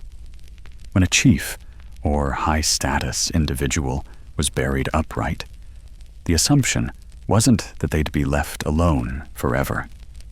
People still came to them, left offerings, whispered questions, sang mourning chants, and sometimes cleaned up. The cave needed tending. The mat might shift. The wrappings could wear down. A coconut leaf might blow in and block the view. And if something really went sideways, say, a leg slumped too far, or a bird nested a little too enthusiastically, it was the bone keeper who quietly, solemnly went in and made things right. Imagine the responsibility. You, standing alone in a sacred burial cave, face to face with your own great-great-grandfather. He's been seated there longer than your entire family tree has been alive. And your job is to fix his shoulder, not for the faint of heart. These individuals, sometimes men, sometimes women, were trained in ritual, taught from childhood how to handle sacred remains without offending the spirit world. It wasn't about bravery. It was about precision and reverence. Their hands moved like priests, not cleaners. Here's your mainstream historical nugget. In Hawaiian tradition, those who handled the bones of Alei, the sacred chiefs, were called kahuna kilo iwi, or bone specialists. These people were sometimes entrusted not only with the cleaning of remains, but also with hiding them. When an Alii died, it was customary for their bones to be concealed in a secret location to protect their mana. Only the bone keeper knew where, and they never told. Ever. There are tales, half fact, half mist, that say some of these keepers would leap to their deaths after burying the chief's bones, just to take the secret with them. Whether that's legend or a dark, poetic flourish, no one's sure. But the message is clear. This wasn't a side hustle. It was a life's calling. And now, for your quirky tidbit, in some communities, the bone keeper lived on the edge of society. Not shunned, but respected at a wary distance. They were seen as walking a spiritual tightrope, too close to death to be casual company, too sacred to be gossip-worthy, kind of like the island's very own introverted monk with a skeleton fixation. They might live near the caves, but not in them. Their homes were often built from specific types of wood, blessed in advance, and kept immaculately clean. Why? Because the mana they brushed up against while tending to the dead didn't just stay in the cave. It came home with them, touched everything. That meant rituals, salt cleansings, smoke ceremonies, isolation periods. The keeper was tapud, sacred and set apart, for hours or even days after certain rites. During this time, they wouldn't eat with others, wouldn't bathe in shared waters, wouldn't sleep under the same roof. They were radioactive with spiritual residue. And here's a fringe story to drift off with. There's a legend on one small island, name withheld to protect the snoozy, about a bone keeper who vanished into the caves one rainy night. People say she went in to adjust a seated chief whose wrappings had come loose after a storm. She didn't return that night, or the next. When someone finally dared to check the cave, the chief was seated properly again, and beside him was a second mat. New. Empty. The villagers said she chose to stay, that she'd done her final job, and then folded herself into the silence. Not dead, just watching from the other side now. Historians, predictably, aren't so sure. They chalk it up to a case of mythologized disappearance, or maybe just an early retirement plan that got very spiritual. Either way, the story stuck. You come now to a small grove where a cluster of stones forms a loose ring. At the center, an offering bowl cracked with age. This was likely a bone keeper's resting site, a place to reset, reflect, and spiritually scrub off the day's tasks. You sit on one of the stones, careful not to disturb anything. The silence here is comfortable, like an old sweater, like someone's watching, but in a "you're doing fine, kid" kind of way. You think about how much trust this role must have required, how the bone keeper had to walk between the world of the living and the seated dead, like a messenger with no margin for error. One wrong move, one misplaced gesture, and it wasn't just disrespect. It was a cosmic misstep. And yet, someone always did it. Every generation. Quietly. Precisely. Reverently. You get up slowly, nod once to the empty bowl, and head back to the trail, your feet light, your steps respectful.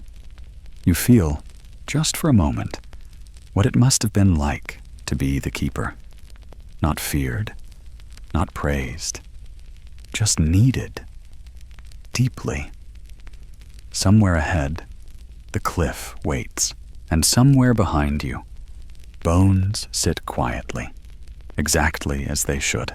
The trail takes a turn now, climbing again, steep this time, like the islands asking you to earn the next piece of the story. Your legs protest, your breath quickens, but the air stays cool, laced with the scent of crushed ferns and distant salt. Up and up you go, past gnarled trees and boulders with faces if you squint. And then, at the crest, you find it. A cave that feels different. You know it the moment you see it. The way the air changes. The stillness that doesn't just hush the birds. It seems to hush you. You weren't told not to speak, but suddenly you don't want to. Your body knows this place is sacred before your brain catches up. Welcome to the realm of tapu. You've heard the word before, probably as taboo, the westernized version dragged into modern usage to mean off-limits or weirdly forbidden. But tapu, in its original context, is more than just a no-no.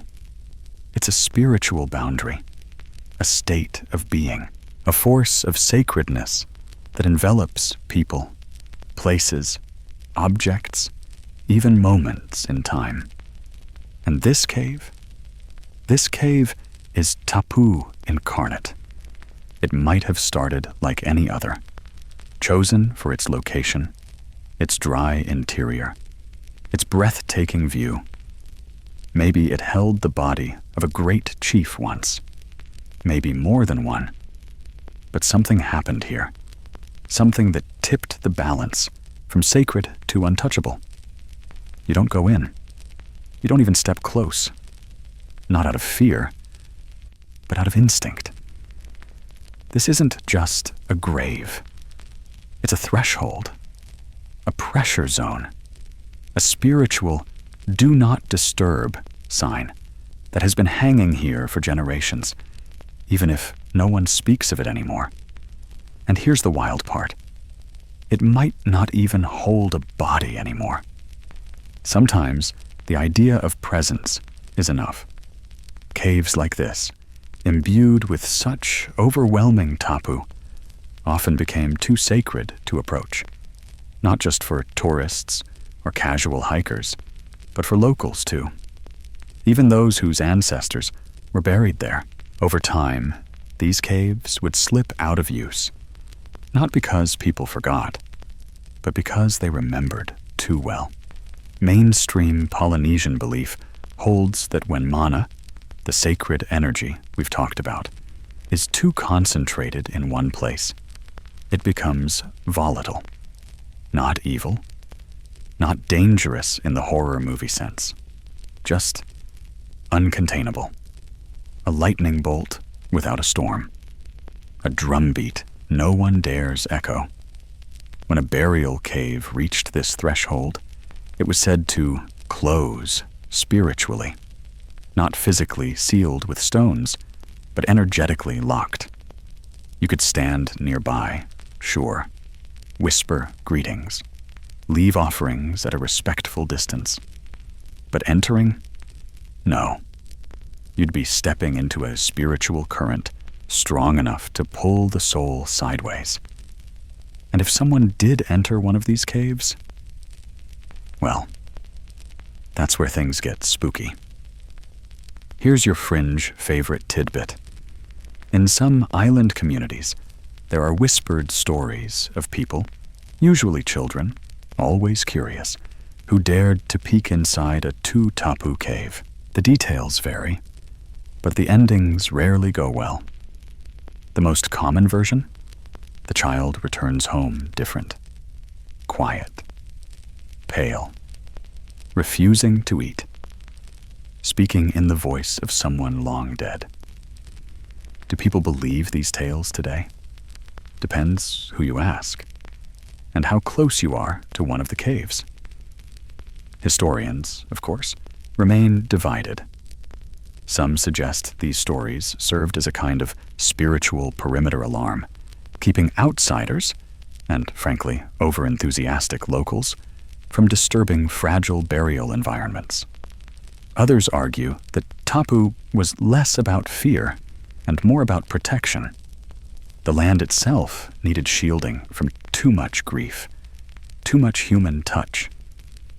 You move a little farther from the cave, circling instead around the outer ledge where plants grow thick and bird calls return to the air. Even this feels like trespass. But you're not unwelcome. You're just watched.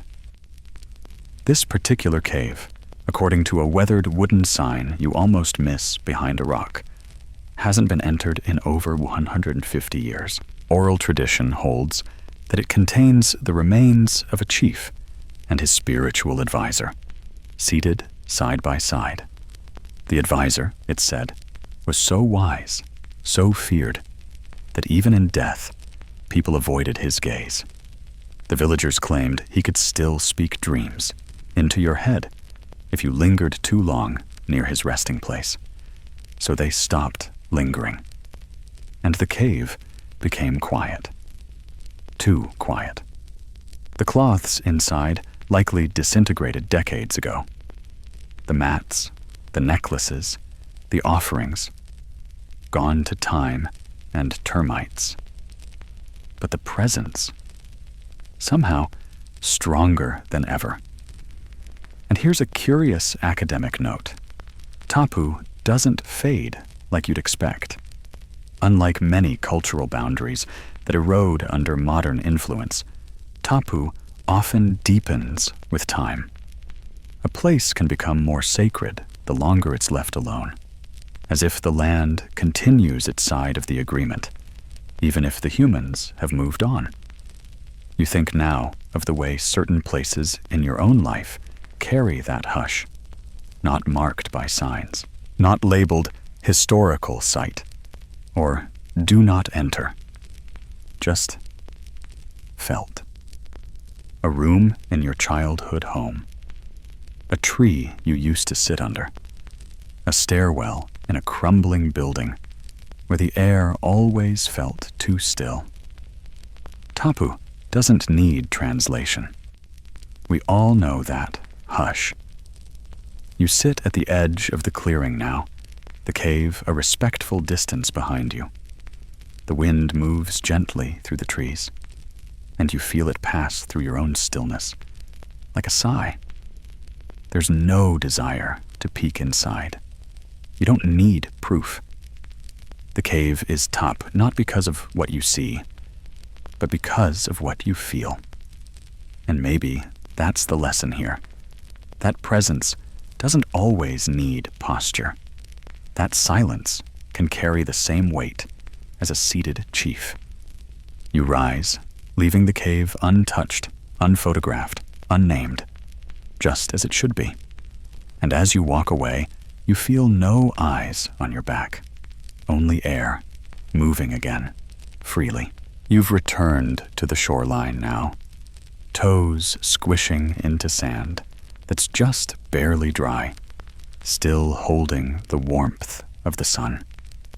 The ocean is louder here, closer, a constant pulse that seems to rise up through your feet and into your chest. Somewhere far out on the reef, a wave breaks with a hollow thump. Behind you, the cliffs loom in silhouette. And up there, if you squint, you can still see them. The caves, the seated ones, watching. But here's the strange twist in this journey. Those sacred burial sites, some of them now sit uncomfortably close to beach resorts. Yeah, that happened. You walk past a tangle of beach towels, flip-flops, and inflatable dolphins. a tiki bar pumps out tinny reggae covers. There's sunscreen in the breeze now, not coconut oil for anointing the dead. Though, arguably, both serve protective purposes. A couple strolls by eating pineapple from a plastic cup. They're laughing, squinting at a rental paddleboard. They have no idea that 50 feet above them, a 400-year-old chief is still sitting upright in his sacred cave, watching the tide they just Instagrammed. Welcome to the uneasy union of ancient burial caves and modern tourism. It didn't start out this way, of course. For centuries, these caves were protected by geography and reverence. No roads, no maps. You had to know the trail or be invited. But things change. Islands modernize. Developers get bold. And suddenly, a seaside property with natural cliff features includes a cave with a deeply seated spiritual tenant. You reach a small overlook, stone wall, flower beds, informational plaque. It tells you about the geology of the area, a bit of bird life, and, buried in paragraph 5, mentions the historic burial caves of early Polynesian settlers. No mention of who sits in them. No dates. No tapu. Just a gentle hint. Please respect the surrounding area. But here's the kicker. Some of these caves are still active, not in the spooky, blink and he moves kind of way, but in the cultural sense. Families still know who's in there. They still visit, quietly, at dawn, or after sunset, when the beach party crowd has turned in and the Bluetooth speakers are finally off. You probably didn't think someone could be buried for 300 years and be located between a honeymoon suite and a kayak rental booth. But here we are. And it's not just awkward. It's complicated. Because in many places, the sacred and the scenic are layered like tropical parfaits. And the living don't always agree on how those layers should be treated. Let's slide in a historical snapshot. In the 20th century, as tourism exploded in places like Hawaii and Tahiti, development surged. Hotels, roads, spas. And in the process, countless sacred sites were bulldozed, relocated, or simply ignored. Some caves were destroyed entirely. Others were paved over, sometimes with the bones still inside. But others survived. In places like Molokai and Nukuhiva, local families fought to protect ancestral caves from development. They wrote petitions, chained themselves to bulldozers, held vigils. Some succeeded, others lost. And in the murky middle, there are sites today where you can order a Mai Tai 30 feet from a centuries-old burial. Now here's your quirky bit. There's a small resort, name withheld to preserve the sleepy vibes, where the staff includes a family whose ancestors sit in the cliff above. They don't advertise it. It's not on the brochure. But every year, on a specific night, they close the kitchen early, gather behind the laundry building, and climb the old path by torchlight to leave flowers. No one talks about it. It just is. Historians still argue over the ethical boundaries here. Is it cultural desecration to build near these sites? Or can coexistence be respectful? Should modern development halt entirely when sacred geography is involved? Or can the two worlds, surf lessons and sitting ancestors, find a way to share the shore? There's no easy answer, but you can feel the tension in the land. It hums under your feet. You stop now beneath a wooden canopy where people are eating fresh poke and laughing over iced lattes. You step aside into a shady pocket of rock just outside the view of the crowd. There, Rising above the flowering hedge and the parking lot beyond is another cliff, another cave, another seated shadow. This one's barely visible, hidden behind a crooked pandanus tree and a tangle of vines. But he's there. You can tell. The posture, the stillness, the impossible dignity. He doesn't look offended, just patient. Maybe he understands. Maybe he's seen it all before. Storms, colonizers, tourists with GoPros, and questionable sunburns. Maybe he knows that everything changes, and that what matters is that someone, anyone, still looks up. So you do. You stand there, quiet, letting the chatter fade. You tilt your head just enough to meet the line of his gaze. And for a moment, it's just the two of you. You don't need to say anything. He knows.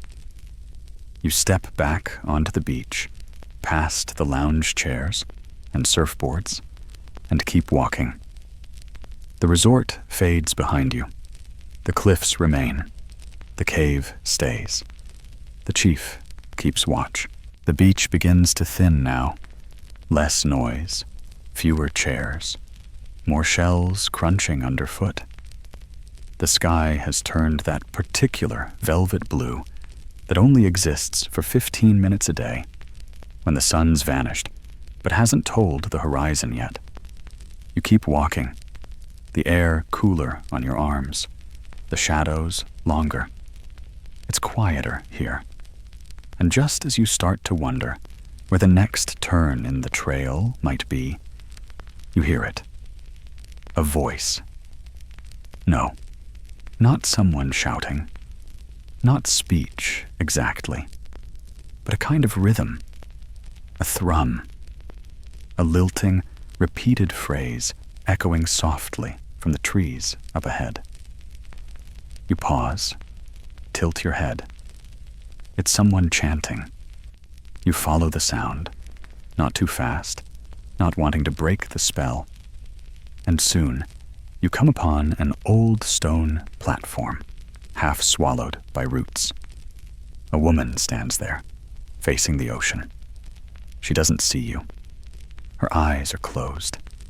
She chants softly into the dusk, her voice steady, as if it's rising out of the ground, not her throat.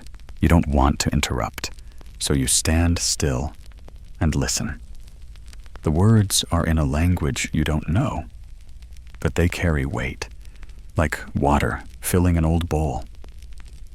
Eventually, the chant fades. She opens her eyes, bows slightly, and walks away, quiet, barefoot, leaving no trace but a few disturbed leaves. You wait a respectful beat, then step forward. This is a place of legend, clearly. A place where the stories of the seated dead don't just exist in silence, but in song.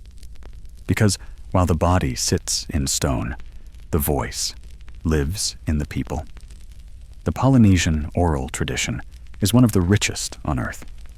History wasn't written down. It was sung, chanted, danced, whispered into the ears of children, lying in moonlit houses, eyes wide, trying to stay awake. These weren't bedtime stories. They were binding agreements between generations. And buried deep in those chants, the watchful dead. Seated ancestors appear again and again in Polynesian oral history as guardians, as advisors, as powerful spirits whose favor or disfavor shaped the very weather. You'd be shocked how many legends start with something like, "And then the chief, whose bones sat in the cave above the reef, spoke to his grandson in a dream." These weren't spooky ghost tales. This wasn't about fear. It was about continuity, about the idea that death changes form, not influence. A well-known legend from the Marquesas tells of a chief named Te, whose body was seated in a cave so high above the village that no one could reach it without ropes and prayer. During a year of famine, the villagers forgot the offerings. Just once.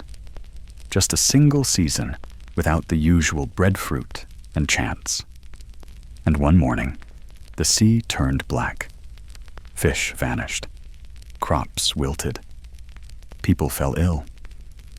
The priests climbed the cliff, carrying mats, fruit, and apology songs. They sang for hours at the mouth of the cave. By sunset, the sea turned blue again. Coincidence? You decide. The villagers didn't question it. They never skipped an offering again. Now here's your quirky cultural footnote. In some chants, the seated dead are described not as still, but as breathing.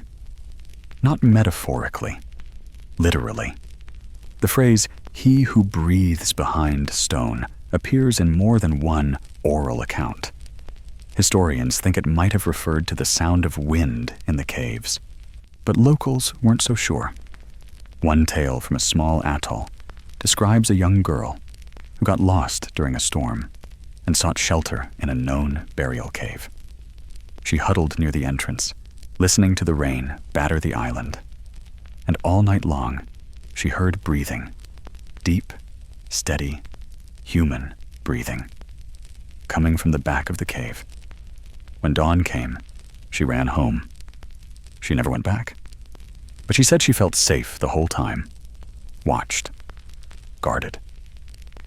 Historians still argue whether these legends served mainly as moral lessons, spiritual reinforcements, or just excellent stories for long canoe voyages. Probably all three.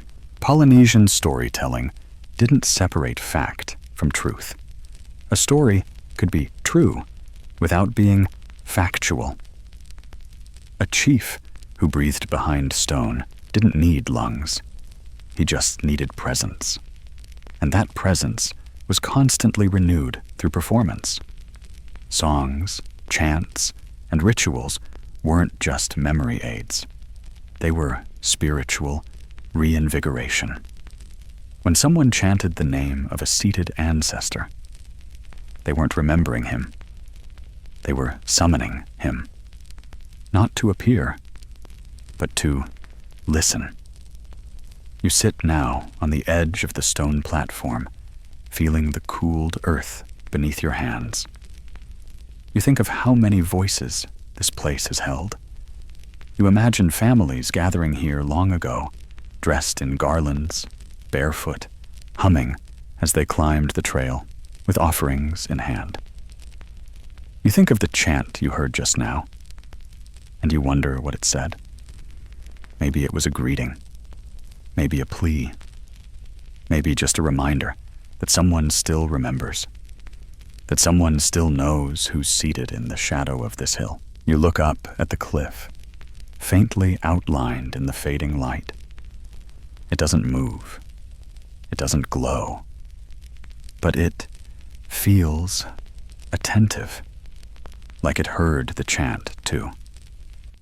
And suddenly, the idea of someone watching from a cave doesn't feel eerie. It feels kind, protective, like an old uncle watching from the porch, silently mouthing the words to your favorite song. You stand, dust your hands, and follow the trail again. The stars now appearing one by one like sparks over the sea. Somewhere behind you, a voice hums once more. You walk now under the night sky, where the stars have finally come into their own. Bright, steady pinpricks scattered across the heavens, like bone-white shells on black sand. The moon, nearly full, rests low on the horizon, casting a milky sheen across the ocean that makes it look like it's glowing from within. Everything is quieter now. The tourists have gone to dinner, the birds to roost. Even the waves seem to be whispering instead of crashing. And in this silence, you begin to understand why names were whispered to the dead. It wasn't fear, not exactly. It was intimacy, reverence, a spiritual version of knocking on a door before you enter. You're walking through a grove now, where the ground is springy underfoot, the trees spaced just wide enough to let the moonlight in. This was once a gathering place. You can tell by the stones, arranged in half circles, like seats. There's a flat one in the middle, likely an altar. Maybe it held food, or flowers, or a bowl carved from whalebone. Whatever was placed here, it wasn't for the living. It was offered. Because here's the thing. The seated dead weren't passive. They didn't sit in caves to collect dust and be remembered vaguely during harvest season. People came to them for advice, for help, for signs. They were still part of the family, just upgraded to long-distance status. And so the practice of speaking to them, of whispering their names into the dark, became as natural as prayer. A fisherman would walk to the edge of the sea, call up to his ancestors' cave, and ask for calm waters. A mother would press her forehead to the cliff rock and ask for protection over her child. Names were whispered at weddings, funerals, moments of fear, moments of hope.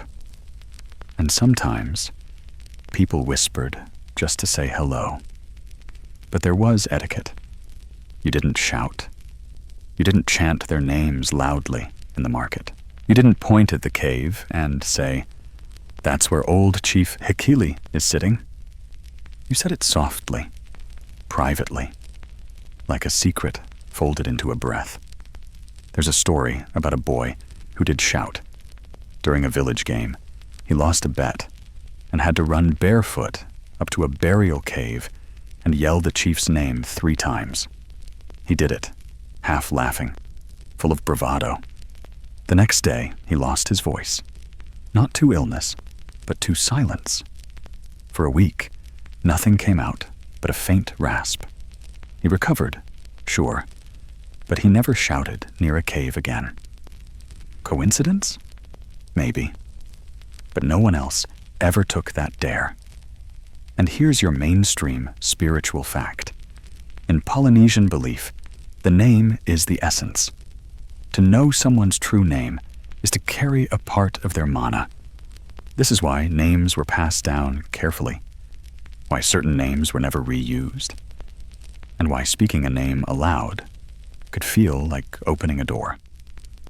So when you whispered to the dead, you weren't just calling across time. You were inviting presence. And presence, as you've learned, is a very real thing in these lands. Now, your fringe tidbit. In some traditions, people didn't just whisper to the seated dead. They listened.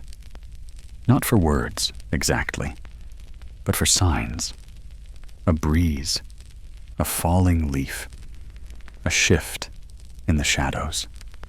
A dream that night where the ancestor appeared and said something just slightly cryptic, like, "Don't forget the orange shell," which somehow made perfect sense to the dreamer in the morning. It wasn't spooky. It was normal. The seated ancestors weren't ghosts. They were family members who hadn't stopped talking, just changed their medium. And if they were quiet for a while, that didn't mean they weren't listening. It just meant they were waiting for you to say something first. You reach the end of the grove now, where a small platform overlooks the sea.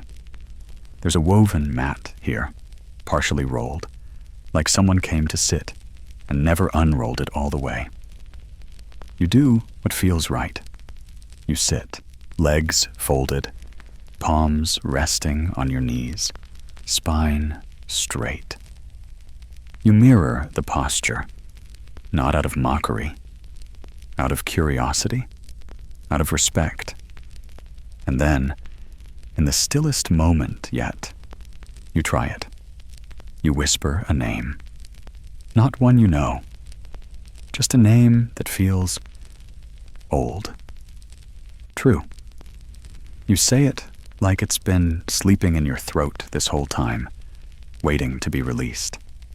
There's no flash of light, no ghostly voice, no dramatic gust of wind, just stillness. And then the faintest sound, leaves rustling, but only one tree moves, just one. A tall breadfruit tree at the edge of the grove, swaying gently while the others hold still. You don't know what it means. Maybe nothing. But maybe that's the answer. Historians still argue whether this tradition of whispering names was meant as true communication or as ritualized mourning. Was it for comfort? Or was it a literal request for guidance? The line between belief and practice is blurred, intentionally. In the Polynesian worldview, boundaries aren't hard edges. The living and the dead exist on a spectrum. There's no brick wall between them, more like a sheer curtain, easy to brush aside, easy to forget, until the breeze moves it. You rise now, your body light, not because something lifted, but because something settled. You look out over the dark water, and for a moment, you imagine hundreds of other silhouettes sitting in caves, along cliffs, under trees, listening, not judging, not haunting, just listening. So you whisper one more time, just to be polite. You descend once more, your feet following a path that feels older than memory, etched into the island like a thought that refuses to fade. The moon's higher now, silvering the treetops and brushing the ocean in that pale, holy light only night ever manages to produce. You pass a grove of sleeping palms, their fronds still, except for one that rattles softly like a lullaby for ghosts. And somewhere ahead, footsteps, not yours, echo faintly across history. Because while the cliffs still hold their silent chiefs, and the people still whisper their names, there came a time when others arrived. People who looked up at those seated dead and said, essentially, "What on earth is going on here?" Welcome to the chapter where missionaries met the upright dead. Spoiler alert, they did not approve. It started in waves, small boats appearing on the horizon, strangers with stiff coats and Bibles tucked firmly under their arms. European missionaries arrived across Polynesia in the late 18th and early 19th centuries, determined to save souls, introduce shoes, and ensure everyone stopped being so wildly spiritual in public. To be fair, some of them meant well. They brought medicine, education, and the kind of hats that make you squint just thinking about them. But they also brought a deep discomfort with the way Polynesians honored their dead, especially the very visible, very not lying down kind. When they saw upright burials in caves, they didn't see reverence. They saw idolatry, heathenism, something dangerously close to ancestor worship. And that was a problem. And so, the slow erasure began. At first, it was subtle, gentle suggestions that the living shouldn't pray at cliffs or leave offerings in caves. That whispering to a seated skeleton wasn't Christian. That maybe, just maybe, it was time to bury people in the ground like civilized folks do, with proper headstones and absolutely no sitting upright like you're about to give a sermon. Some families resisted, quietly. They kept their rituals, just moved them, offered taro in secret, whispered the names indoors instead of by moonlight. But others, especially those wanting favor with the new missionaries, complied. And slowly, the cliffside caves became quieter. Here's your mainstream historical truth bomb. In the Marquesas Islands, French missionaries actively discouraged traditional mortuary practices, starting in the early 1800s. They sometimes removed bones from burial caves, relocated remains to Christian cemeteries, and destroyed sacred objects they considered pagan. Similar campaigns happened in Tahiti, Samoa, and Hawaii, where missionaries pushed for Western burial standards and Christian funerals. Upright burials were labeled as superstitions. Dangerous ones. Now for your deliciously eerie tidbit. There are reports of early missionaries relocating seated chiefs to shallow graves, only to find that afterward, strange events plagued the village. Storms, illness, failed crops. Locals blamed the disrespected spirits. Even some missionaries got spooked. One account from 1827 describes a missionary who asked to be reassigned after persistent dreams of stone faces staring from caves. You can't make this stuff up. Well, someone probably did. But still, historians still argue whether the decline of upright burials was driven more by external missionary influence or internal shifts among islanders themselves, who may have seen the benefits of modernization, land ownership records, and Christian burial rites. Or maybe it was both. Sometimes the old ways are erased. Sometimes they're folded into the new. But the loss was real. Entire caves were forgotten. Families stopped visiting. The names of seated ancestors, once whispered with reverence, were silenced, sealed away with rock and shame. And in their place came crosses, cemeteries, funeral hymns in unfamiliar languages.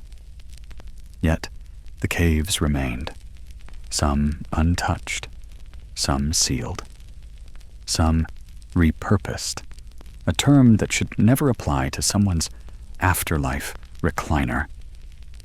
But here we are, and in time, something strange happened.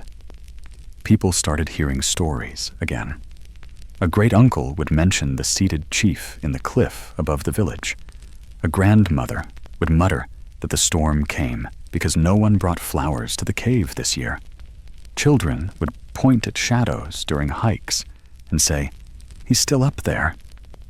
The missionary era didn't erase belief. It layered it. Today, in many Polynesian communities, traditional and Christian practices live side by side.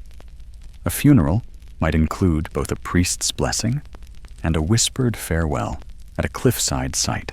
Some families maintain Christian graves while still honoring ancestors in hidden caves. Syncretism, that's the word scholars use, a fancy term for cultural remixing.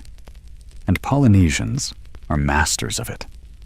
Because the truth is, when you've lived with the land this long, you don't forget the seated ones. Even if you're not allowed to visit their caves, even if no one speaks their names in public anymore, you still feel them, still know they're there. You walk now along the edge of a quiet village. The houses are low and made of wood and tin. A dog watches you pass without barking. In a yard, a family sits together in the glow of a single porch bulb, laughing softly. You feel something solid, rooted, ancient, and modern at once. You glance up.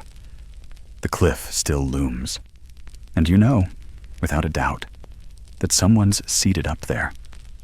Not jealous, not angry, just patient, waiting for his name to return to the wind, for someone to remember that watching isn't about control. It's about care. So you whisper again. No name this time, just thanks. And the wind answers by rustling every palm tree along the path. All at once, you wake with dew on your skin. Not from sleep, at least not the usual kind. More like the kind of sleep you fall into while walking. Eyes open, feet steady, mind adrift in time. The island is good at that.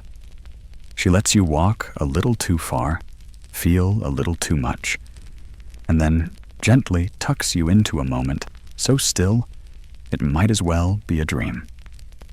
The trail ahead curves upward again, hugging the base of a cliff where vines hang like curtains and birds dart out of holes in the rock.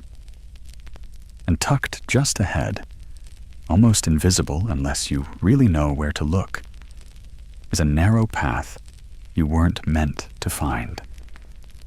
You follow it anyway.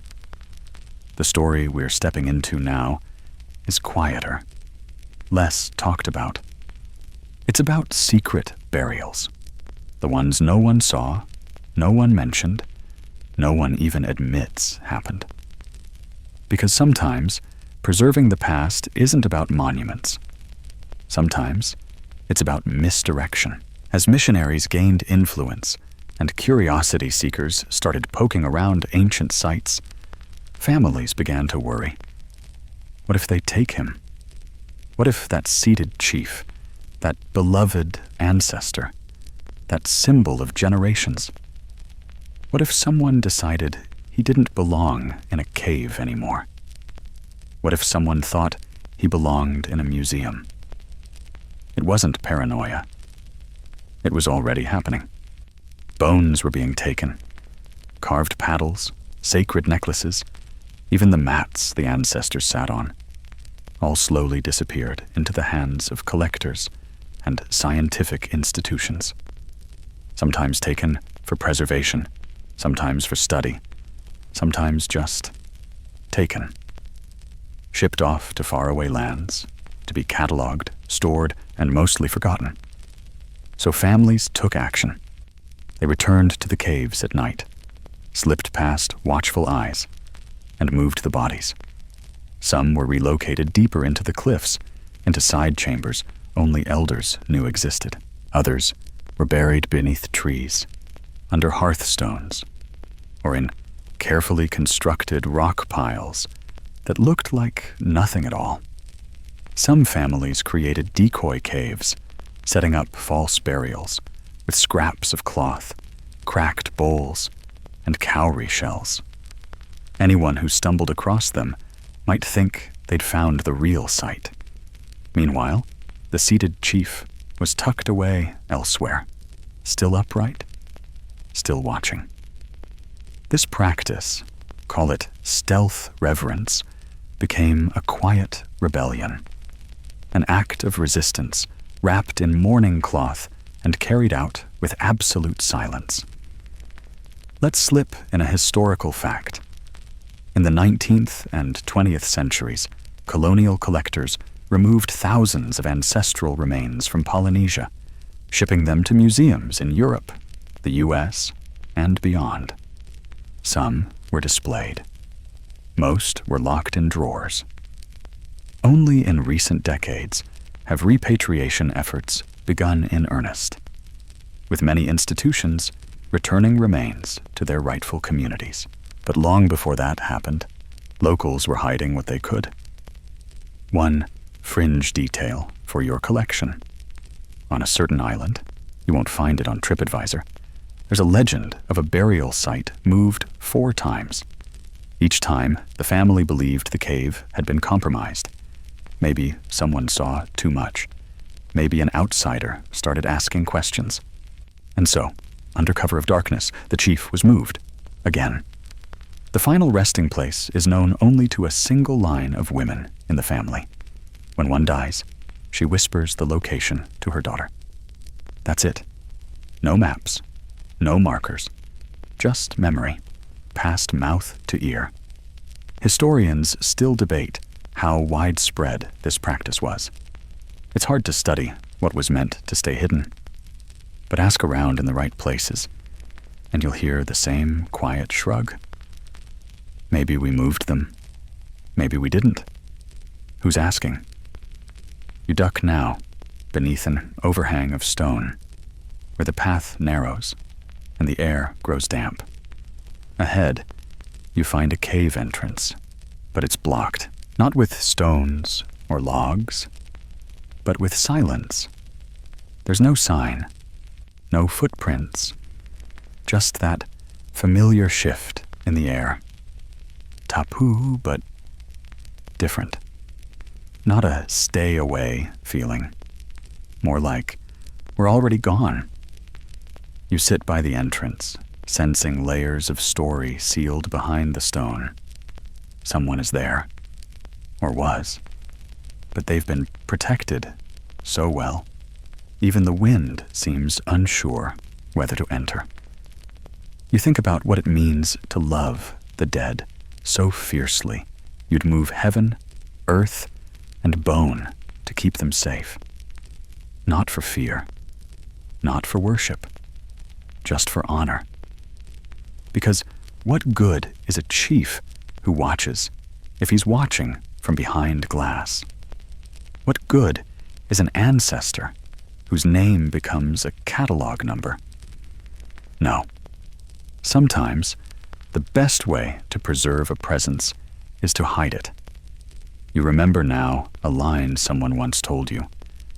The cave you can see isn't the one that matters. You didn't understand it then. You do now.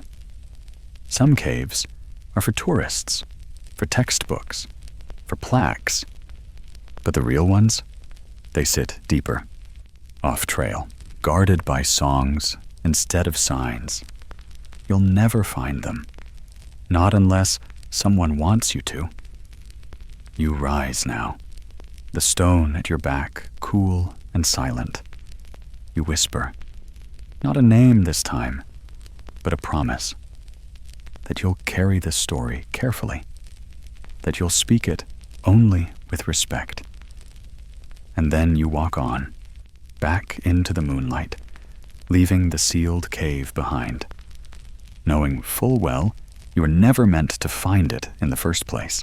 The trail flattens now, opening into a wide, grassy plateau overlooking the sea.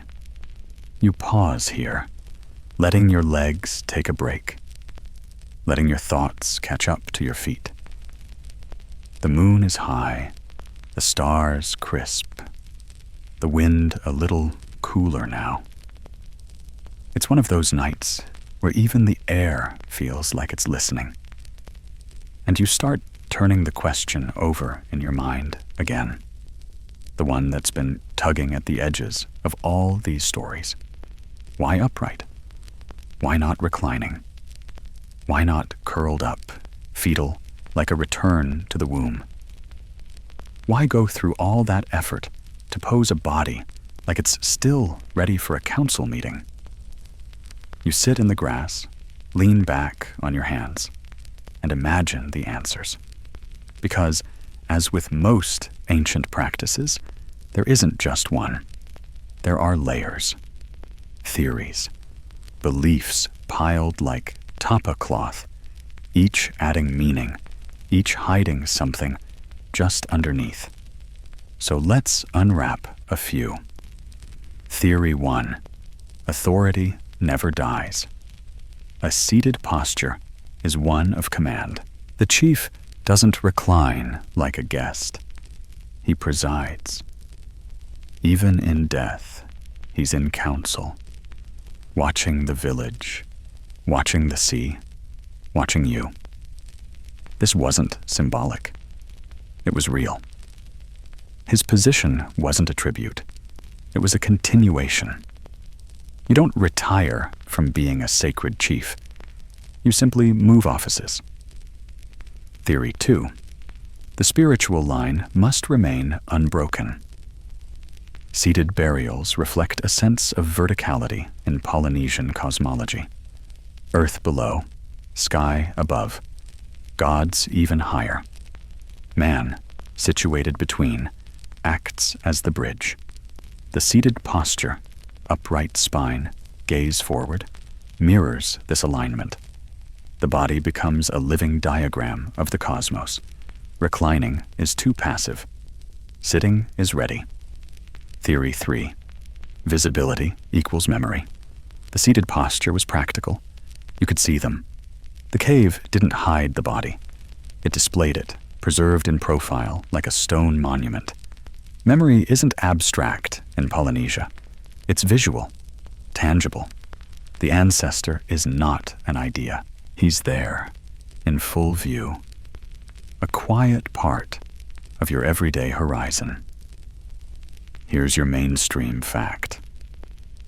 In archaeological studies of Polynesian burial caves, especially in the Society Islands and the Marquesas, researchers have found multiple instances of seated remains with clear patterns in posture. Knees drawn up, spine straight, head tilted toward the sea or village. In some cases, stone wedges or carved supports were found nearby, suggesting intentional positioning. This wasn't happenstance. It was a design. Now, for your fringy, late-night tuck-in tidbit. There's a legend on one island, again, not on any travel guide, where a seated chief supposedly rose, not in a zombie way, not even bodily, but spiritually. His posture, they say, allowed his soul to lift more easily, that if the spirit was folded or laid flat, it might struggle to rise. But upright, straight spine, open chest, arms resting lightly, the soul could slip out like smoke from a chimney.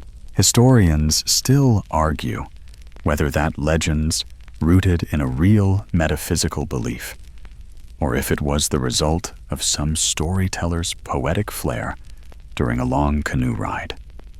Either way, the image lingers. And then there's the resurrection theory. Yes, that's right. Some researchers believe the seated posture may have had eschatological meaning, fancy word for ideas about the afterlife. In this theory, the dead were seated as a sign of being ready to rise again, to return, to reclaim leadership when needed. Kind of like an eternal standby mode. It's not so different from ancient burial postures in other cultures. Think of pharaohs posed for the afterlife, or Chinese emperors buried with full armies of statues to serve them in eternity. The Polynesians may not have built pyramids, but they built posture. And posture was power. But it's not just about belief. It's about intimacy. A seated ancestor feels closer. He looks more like someone you knew. You can imagine him standing, smiling, speaking, whereas a body laid flat, arms crossed, hidden deep beneath the earth, that's someone who's gone. The seated dead never quite leave. You glance toward the cliffs again, their edges black against the starfield. And you realize this posture isn't just for them. It's for you. It's a reminder that someone is watching, that someone is holding space, that there's a continuity between your breath and theirs.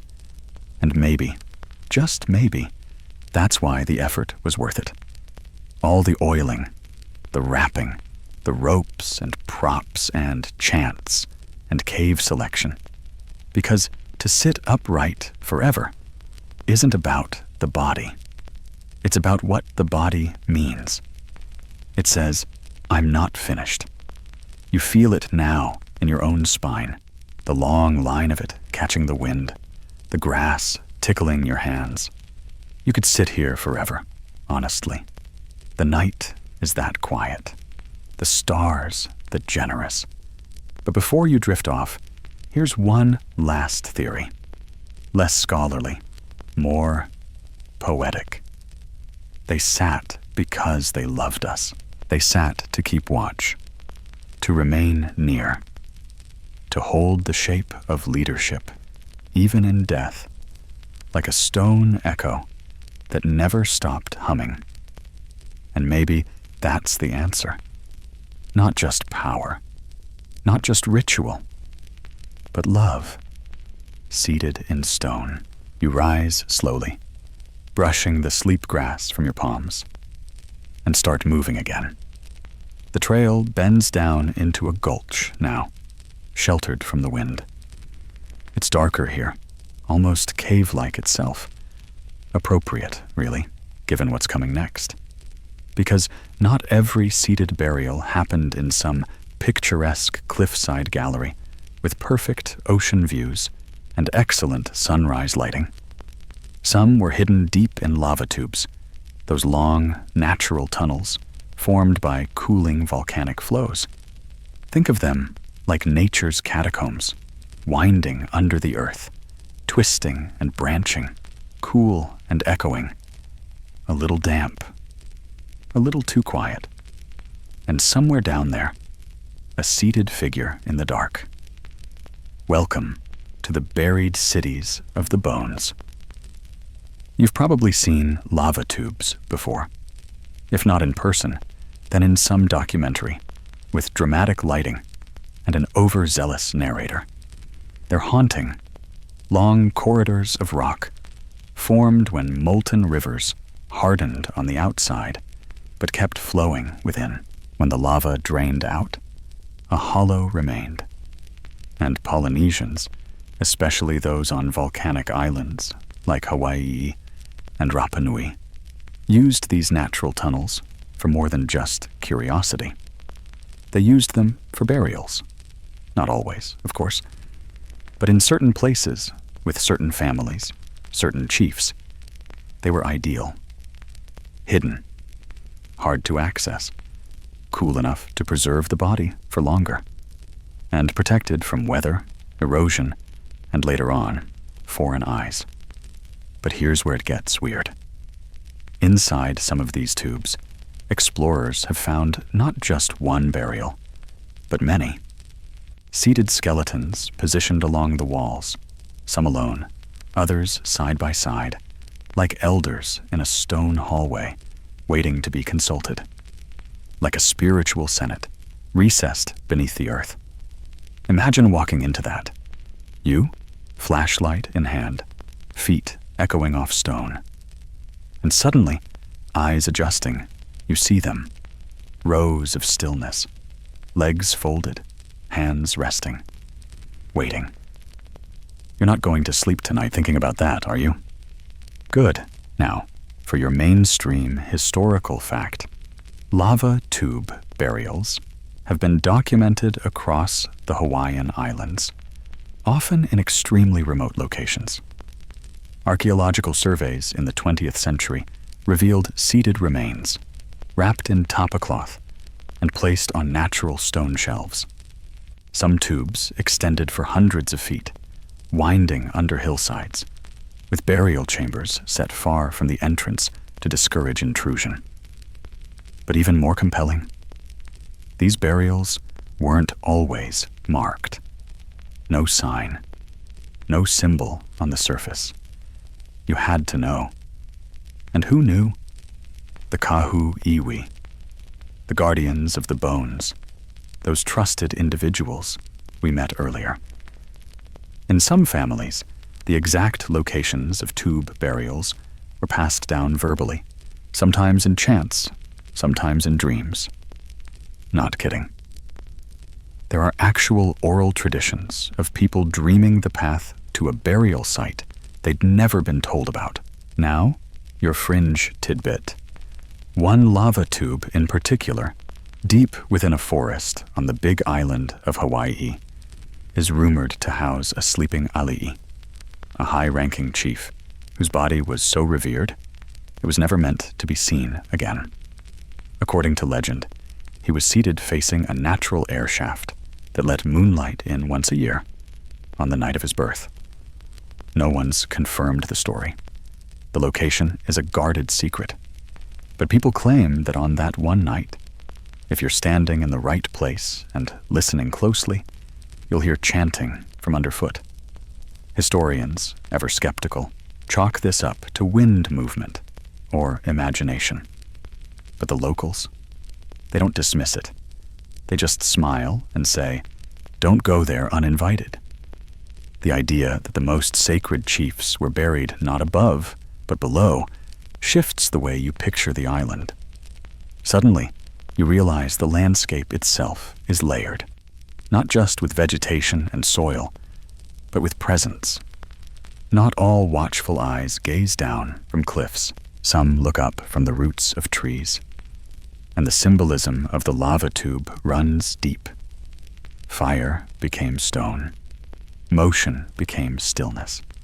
And within that stillness sits a human, part of both worlds. Above is life, bright, chaotic, changeable. Below is silence, steady, cool, ancient. But the two are not separate. In fact, the Polynesian view often treats the underworld not as hellish, but as ancestral. It's a return to the place of origin. Many myths speak of the dead traveling downward into caves, into mountains, into the sea. So burying a chief in a lava tube wasn't exile. It was homecoming. You walk now through a hollow in the hill, where the air shifts cooler and the path narrows between black rock walls. It's not a true lava tube, but it feels like a cousin, the way it channels sound, the way the light fades a little too quickly. You half expect to see a figure ahead, seated against the stone, arms folded, waiting. But of course, there's no one there. Just a breeze, a scattering of bones that are probably just tree roots. Probably. You sit on a low rock ledge and rest. You think of how these spaces weren't designed. They were chosen. The lava made the hallway. The people made it holy. And maybe that's what this entire tradition is about. Taking what nature offers, cliffs, caves, tubes, roots, and saying, "This will hold him. This will do." You rise, duck your head under a low arch, and step back out into the night, the stars waiting like old friends. Somewhere below, someone's still seated, still facing the moonlight, still part of the story. Even if no one ever sees him again, you're moving inland now, trading the salty breath of the ocean for something earthier.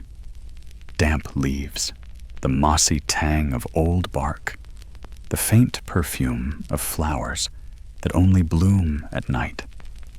The trail here is softer, less defined, and at times it feels like the forest is deliberately trying to make you lose your way. Roots reach like lazy fingers across the ground. Branches lean in close, as if eavesdropping. You duck, step, pause. Somewhere above you, a night bird cries once, then falls silent. And ahead, half swallowed by vines and shadow, is a low stone wall. You almost miss it. It doesn't call attention to itself, doesn't shine like a sacred cliffside burial, or whisper like a lava tube. But it's here, quiet, deliberate, human. You brush aside the leaves and discover a low platform, maybe waist high, covered in lichen and ringed with upright stones. You've just found something rare. A seated burial, not in a cave, but in the open. Yes, that happened too. While cave burials are the iconic image, majestic, secluded, cloaked in shadow. There were also surface burials. Some chiefs, especially in places where cliffs or tubes weren't practical, were buried in constructed enclosures, stone platforms, or circular walls, often raised above the ground. And even there, they were still seated, still upright, still watching. It's a different kind of watchfulness here, not hidden, not remote, but among the people. Imagine a village encircling such a site, children playing near it, never touching, but always aware, elders tending the perimeter, sweeping leaves away, offerings placed gently on the stones during festivals, the seated ancestor not looming from on high, but dwelling within. There's something intimate about that. Mainstream archaeological evidence supports these types of burials, especially in parts of Tonga, Fiji, and the outer Cook Islands, where natural caves were scarce or inaccessible. Stone platforms, known in some traditions as langi, were constructed with immense care and precision. Coral slabs, river rocks, even carved basalt blocks were stacked in layered tiers, forming tombs that blended seamlessly into the living environment. Some langi were sealed entirely, with the seated body placed inside a hidden chamber. But others? They left a seat open. There's one old story, less legend, more whispered truth, of a chief so beloved, his people built his langi in the very center of the village. They seated him facing west, where the sun sets, because they believed that was the direction of peace. And every evening, they'd cook dinner as a community, singing songs, telling stories, and placing a single plate near the edge of the platform. Not once did anyone touch that food, but it was always gone by morning. Coincidence? Foxes? Probably. But no one questioned it. Now, your fringe cultural tidbit. In certain villages, during times of crisis, famine, war, disease, people would climb onto the langi platform carefully, reverently, sit beside the stone where the ancestor once rested, and speak their troubles aloud. Not prayer, exactly. More like a confession, a venting. And when they left, they'd take one stone from the ground, carry it to the river, and toss it in.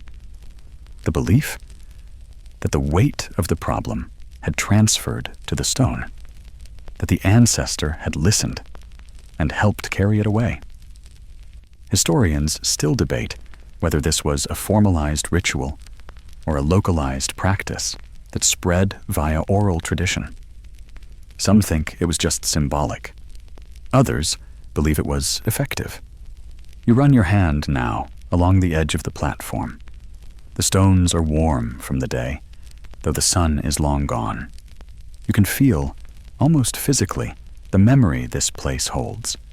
Not loud, not haunted, but dense. This isn't a forgotten monument. It's a remembered absence, the kind where people don't need to see the body to know he's still there.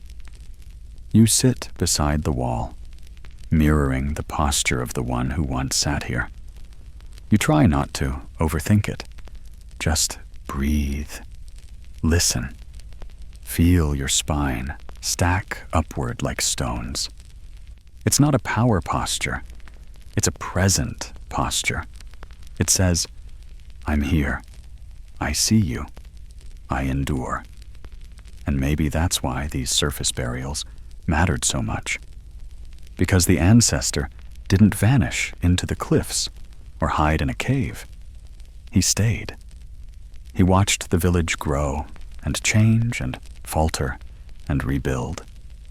He became part of the architecture, not as decoration, but as presence, a constant. You rise now, brushing off your hands, and walk a slow circle around the platform. A few flowers grow from the cracks.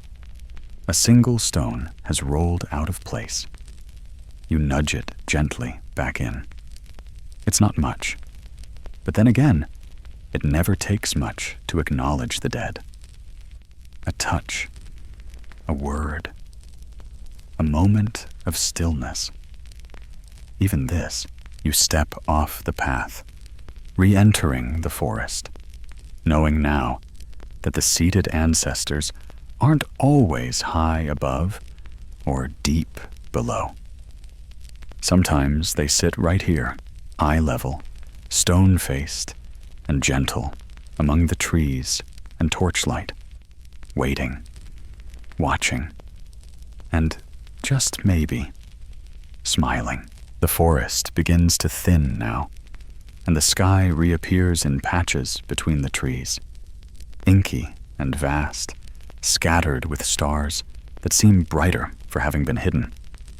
You step over the twisted roots of an ancient tree, its trunk wide enough to cradle an entire canoe, and ahead, the ground starts to slope upward again. You're climbing, but this time, you're not heading toward a cliff or a cave or even a burial platform. You're heading toward a tree, because not all burials were in stone.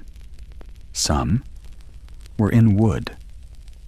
Tonight's chapter is about trees as tombs, a practice that is rarely discussed, barely documented, and all the more fascinating for its quiet persistence. In certain parts of Polynesia, and in the outer islands especially, there are whispered traditions of tree burials, or at least tree associations with the dead. These weren't your average backyard mango trees. These were sacred, often ancient, and, according to some, planted intentionally for this purpose. Now, let's be clear. Most seated burials still happened in caves, cliffs, or platforms. But trees were watchers too. You reach the top of the slope and find one such watcher now. A gnarled giant of a tree, its branches tangled like woven rope, its bark thick and weathered as old bone. Its roots crawl down into the rock, gripping it like the fingers of someone refusing to let go. You pause before stepping closer. There's a hush here, not the eerie kind, more like reverence, like the forest itself is holding its breath. In some traditions, especially in parts of Tonga and Samoa, it's said that great chiefs were buried beneath or within sacred trees. The trees marked the site, but more than that, they were believed to be connected to the soul of the person below. If the tree thrived, so did the spirit. If it withered, something was wrong. Mainstream fact drop.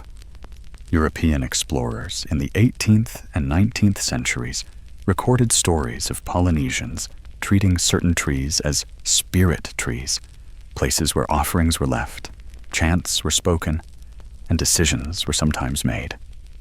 These weren't ordinary trees. They were guardians. Some even had names. Now here's your delicious little fringe detail. In a few places, especially on remote islets, people believed that a seated chief could be buried in a hollowed-out section of a living tree.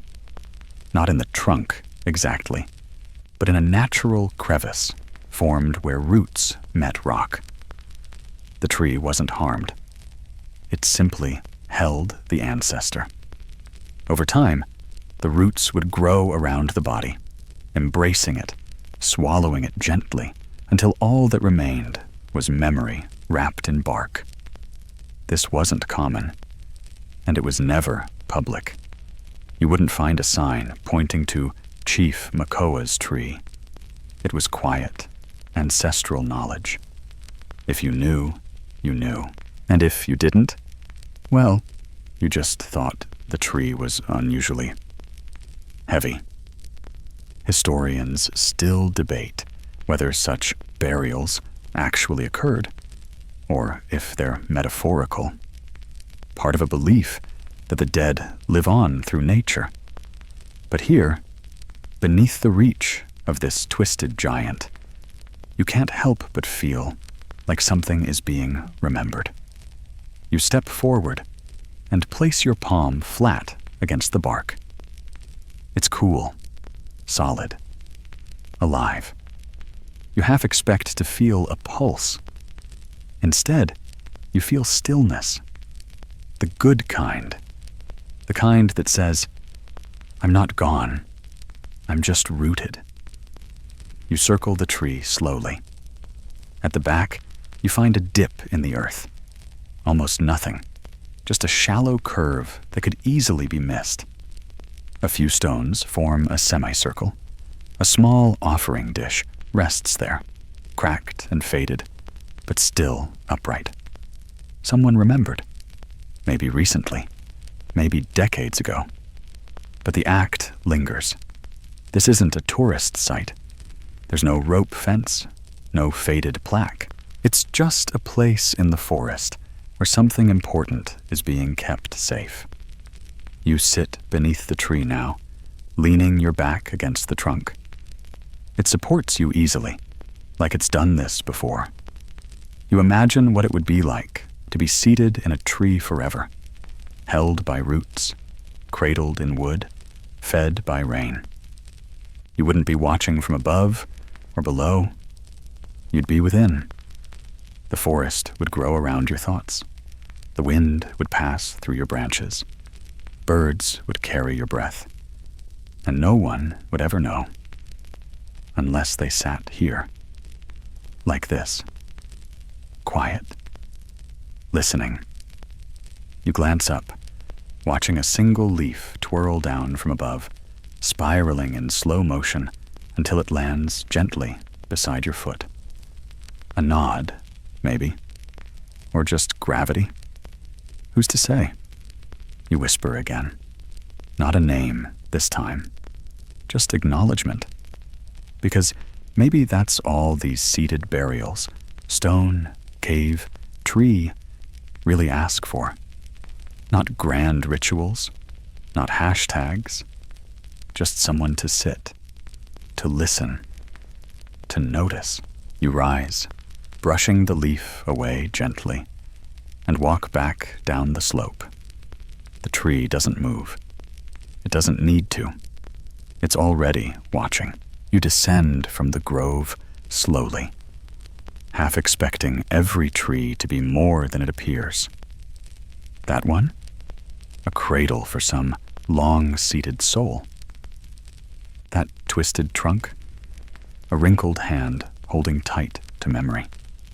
You keep glancing back at the one you just left, expecting what? That it might turn its leaves toward you in farewell? That a root might shift ever so slightly, like someone changing position in their sleep?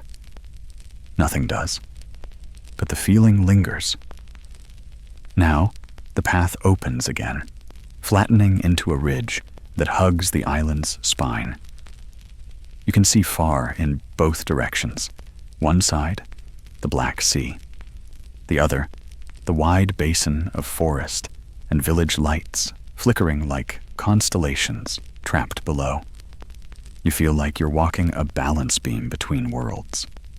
And in a way, you are.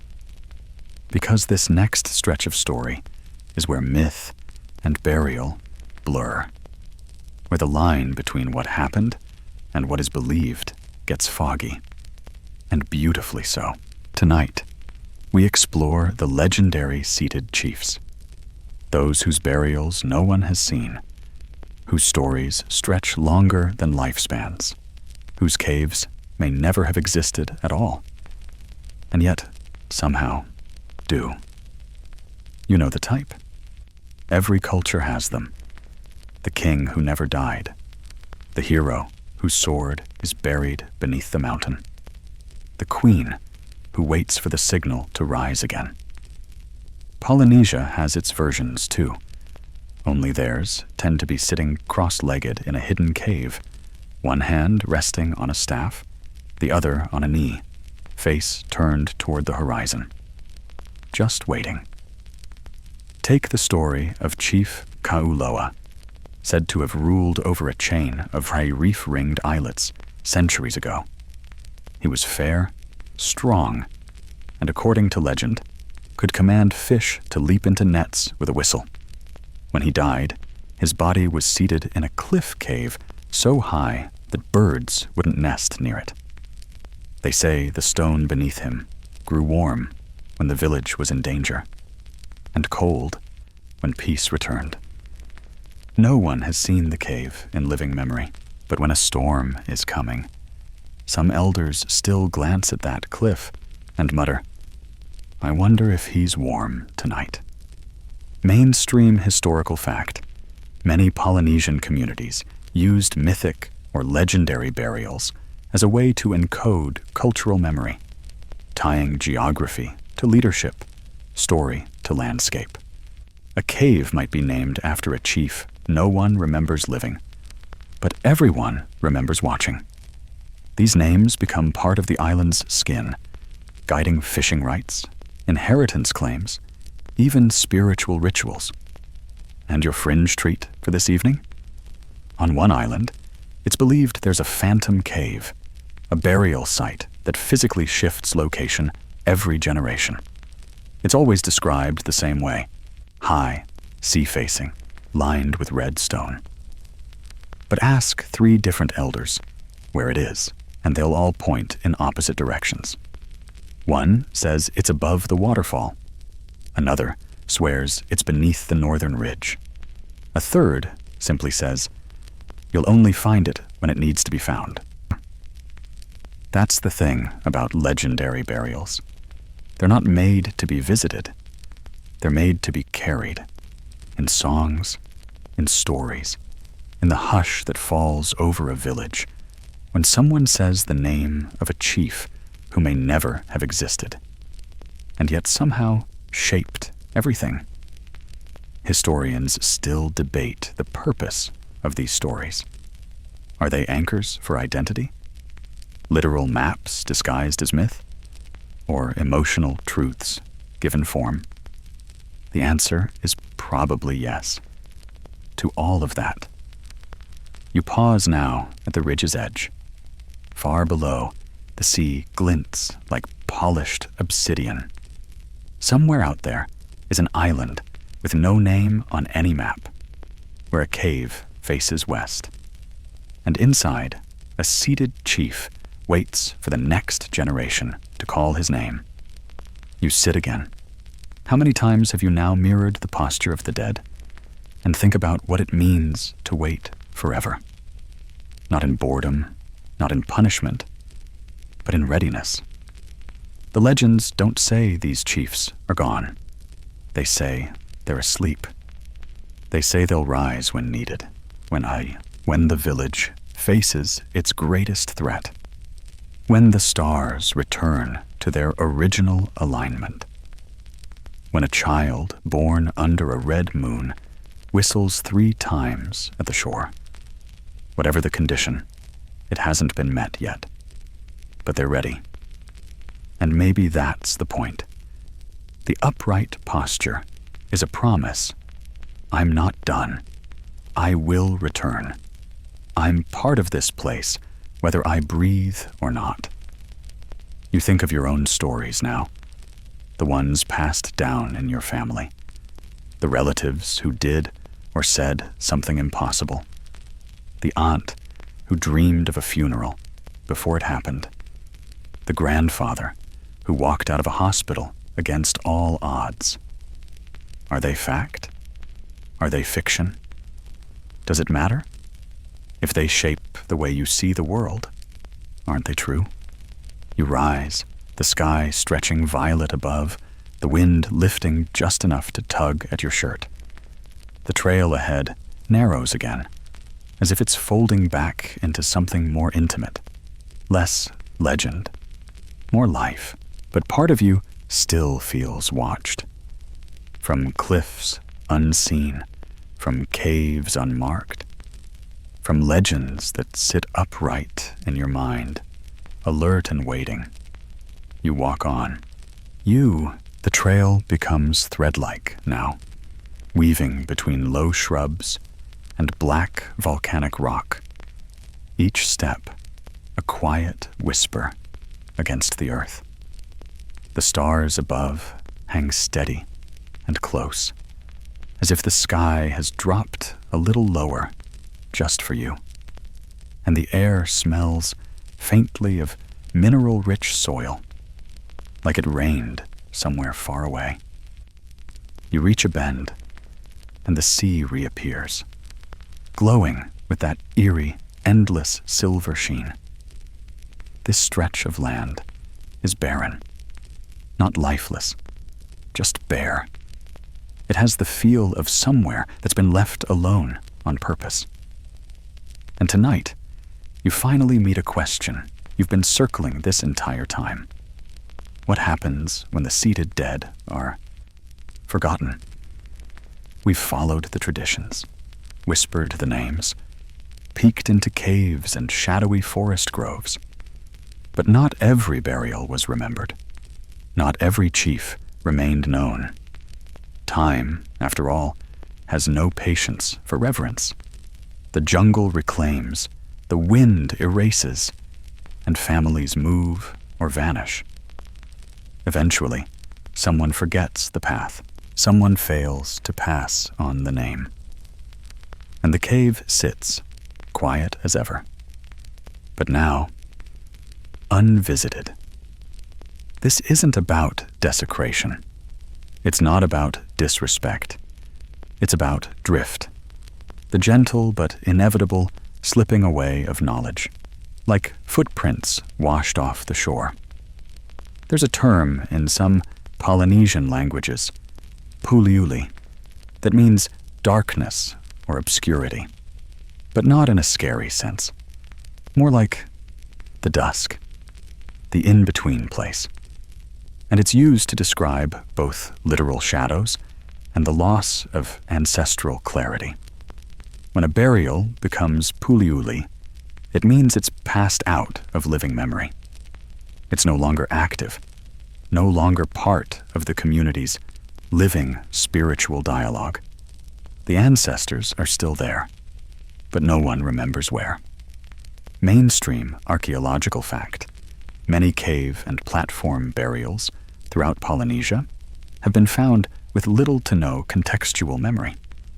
Local oral traditions may reference many chiefs in a general area, but the specific names, ranks, or histories are often lost. Bones are sometimes discovered by accident, during construction, storms, or even children exploring. And what do you do when that happens? Well, it depends. In some communities, any remains found, even if unknown, are treated with immediate tapu. Construction halts. Offerings are made. Elders are consulted. If the body can't be re-identified, it may be reburied with ceremony and a new name, something like "He Who Watches Still." A fresh seat is built. A new legend is born. But in other cases, silence falls. You pass now through a low ridge where the rocks almost form a gate. Beyond them, tucked in a fold of land too narrow to farm, too rocky to settle, you see what might be a cave. It's not marked. No trail leads to it. But something about the shape. It draws your eye. You walk closer. The entrance is choked with vines, dusted with moss, forgotten by maps. You duck inside, and there it is. A seat-shaped stone. Flat, slightly angled. Carved? Maybe. Natural? Possibly. Either way, it feels used. But there's no body, no wrappings, no bone fragments, just silence. This is a forgotten seat. And standing here, you feel a strange sadness. Not heavy, just neglected, like a garden that once mattered. You wonder, who was he? What did he do to earn this perch? What battles? What laws? What heartbreaks? And how did his memory slip? Maybe the line of his family broke. Maybe his descendants moved to another island. Maybe he asked not to be named again. Some did, as a final act of humility. But even now, even standing here, you feel something gentle rising. Because forgotten doesn't mean gone. It means waiting. It means paused. You leave a small offering, a shell from your pocket, a song under your breath, and step back into the night. Here's your fringe fact. In some oral traditions, it's believed that when an ancestor is forgotten by all living memory, he doesn't disappear. He simply shifts. He becomes part of the land itself, his mana absorbed into the stone, the wind, the rain. He no longer needs a name. He becomes the whisper behind every name. Historians still debate whether these practices of restoring lost burials, through chant, ceremony, or renaming, are historically rooted or modern interpretations. But does it matter? The act itself reconnects. It rethreads the story. You reach a high ledge and look back once more at the cave behind you. Even now, it seems to sigh. And then you think of something. Maybe the seated chiefs knew this would happen. Maybe they knew their names would erode, their stories fade, their offerings cease. And maybe they were okay with that. Because to sit forever in stone isn't about glory. It's about trust. Trust that someone, eventually, will find you again, even if they don't know who you are, even if they just leave a shell and a whisper. You start down the path again, lighter somehow. You haven't remembered someone, but you noticed them. And maybe that's enough. The land grows softer underfoot again. No more sharp rock or crumbling ledge, just smooth earth, packed by generations of quiet travelers.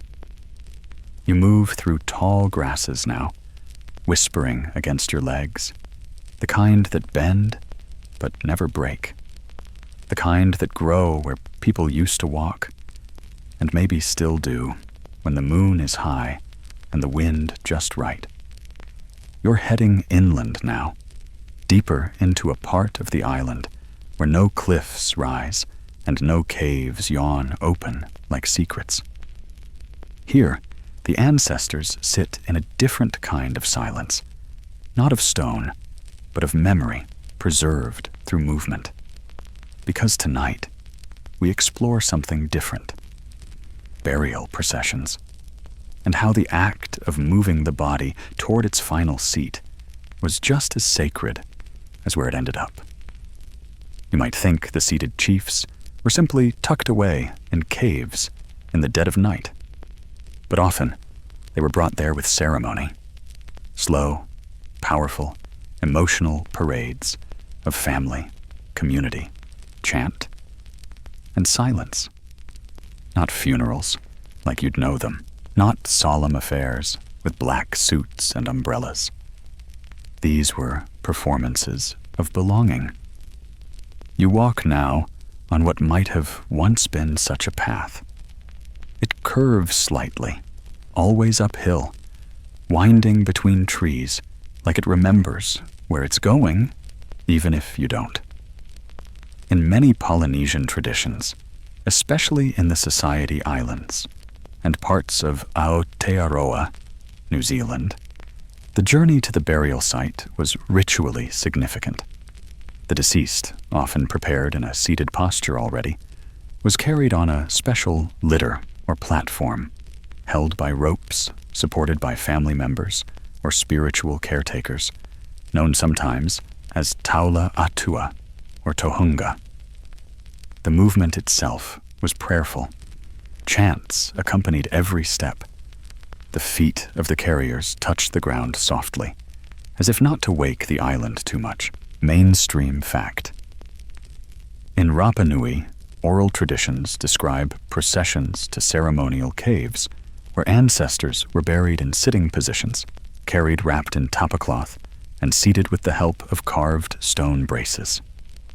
The journey was as important as the placement, an act of transferring mana, or sacred energy, from the living to the land.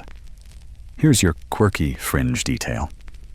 In certain traditions, the path taken to the burial site was never used again. It was considered tapu, sacred, and sealed.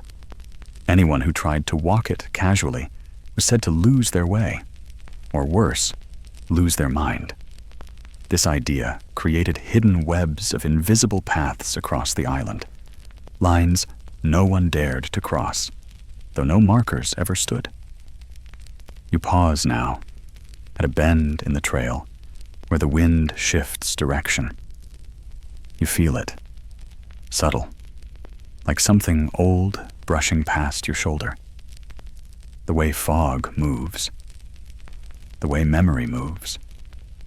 The procession would have paused here too, not just to rest, but to let the spirit adjust, to let the air around them catch up.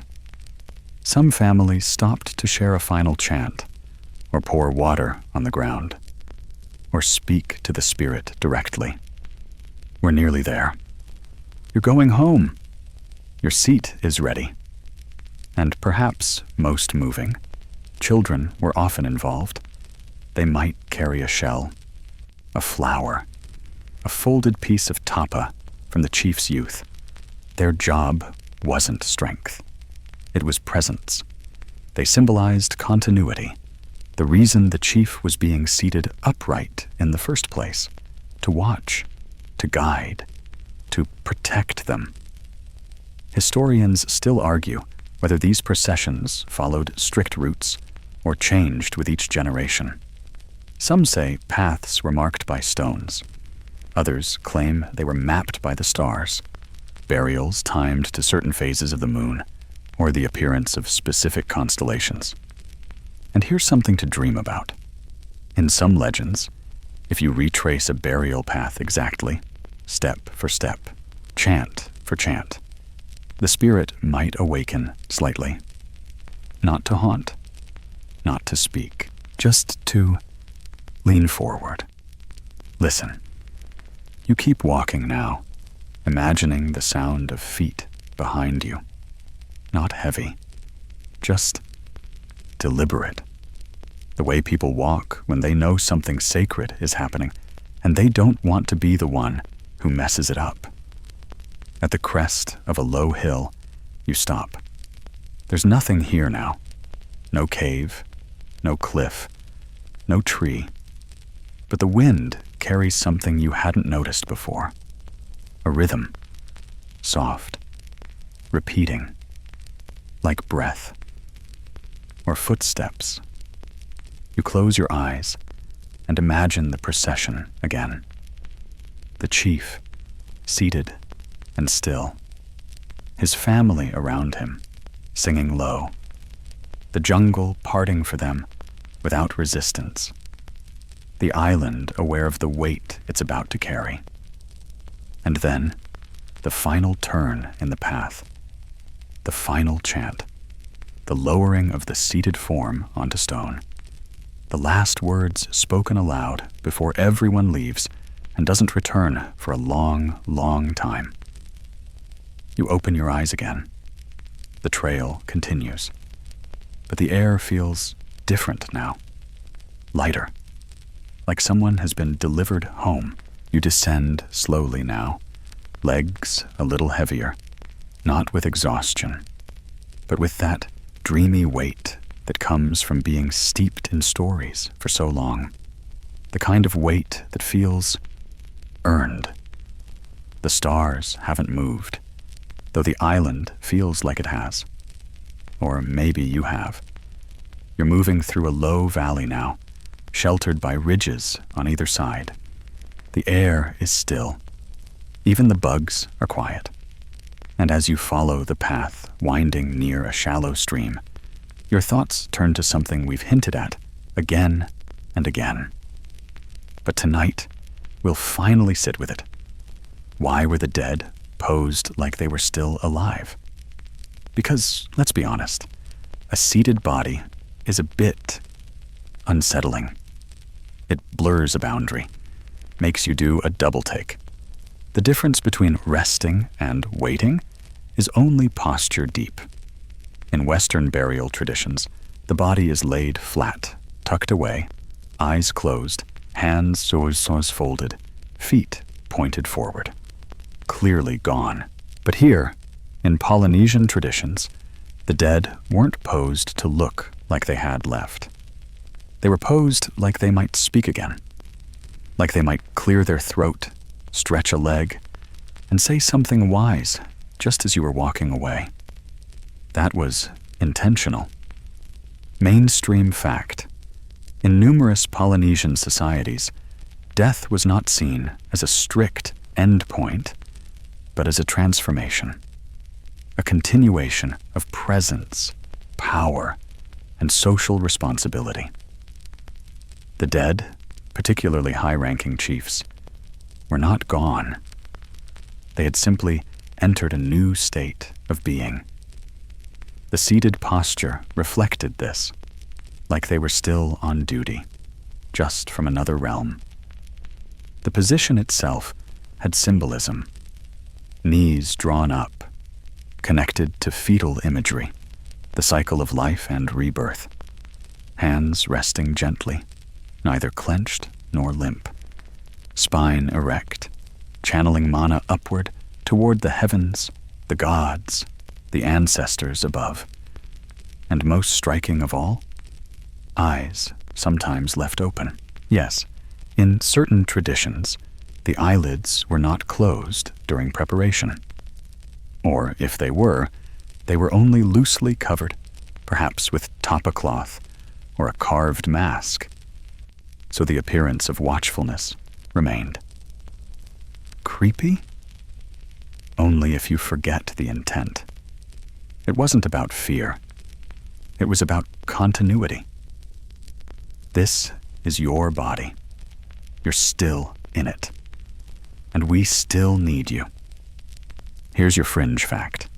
Some elders claimed that if the dead chief's body ever shifted, say, tilted slightly, or an arm fell, it meant a decision he disagreed with had been made in the village. Someone had betrayed a tradition or disrespected a promise. The living would go to the burial site, sit before the ancestor, and apologize aloud. Sometimes they'd wait for hours, until the silence softened. Historians still debate how literal this belief was. Did bodies actually move? Could the island's tremors, or the settling of stone, explain it? Maybe. Maybe not. But when a whole village starts whispering that the chief is displeased, you don't ignore it. You correct your behavior. That's the power of the posture. Even now, you pass a small hollow in the land, half-moon shaped, lined with flat stones. Not quite a cave, but clearly a place that was used. And you imagine a seated figure there, wrapped in fine cloth, body oiled and fragrant with sandalwood, a necklace of carved bone resting across the chest. You don't see death in his face. You see focus. Because unlike in other traditions where the dead are put away, removed from the daily world, here, he's present. He's been invited to linger. Some say that's why these burials were so carefully done. Not just for honor, not just for protection, but because the chief would be watching for real. It wasn't about superstition. It was relationship. You sit again, instinctively mirroring the same position, spine straight, legs folded, arms resting. You feel it now, not stiffness, but intention. It takes effort to sit this way, to stay, to not lean back. Maybe that's the point. The seated chief isn't passive. He's holding space. He's embodying stability. You, the living, might change. But he holds the line. There's something profound in that, isn't there? That your role doesn't end when you die. It evolves. You remain a presence, a shape in the story, a voice not always heard, but always felt. You stand now, a little slower, feeling your knees protest like a reminder. See? It's not so easy sitting forever. And then you smile, because somewhere on this island, maybe behind you, maybe ahead, someone is still seated like this, silent, upright, watching not out of suspicion, but out of care. And that really is the secret of these burials. They weren't just about keeping the dead close. They were about keeping the living seen. The ground underfoot is cooling now, heat from the day slipping away into the earth like it's being gathered by invisible hands. You feel it in your toes, that gentle soak of nighttime chill. Somewhere nearby, a tree frog chirps once, like a tiny door creaking open, then falls quiet again. You've wandered far, and you're not lost exactly, but you're starting to realize how unmarked the land is. No signs, no fences, no warning posts. And that's when you realize something else. You've probably walked past dozens of burials without ever knowing it. That's what this section is about. The quiet, unseen saturation of the landscape with the presence of the seated dead. Because here's a little-known truth.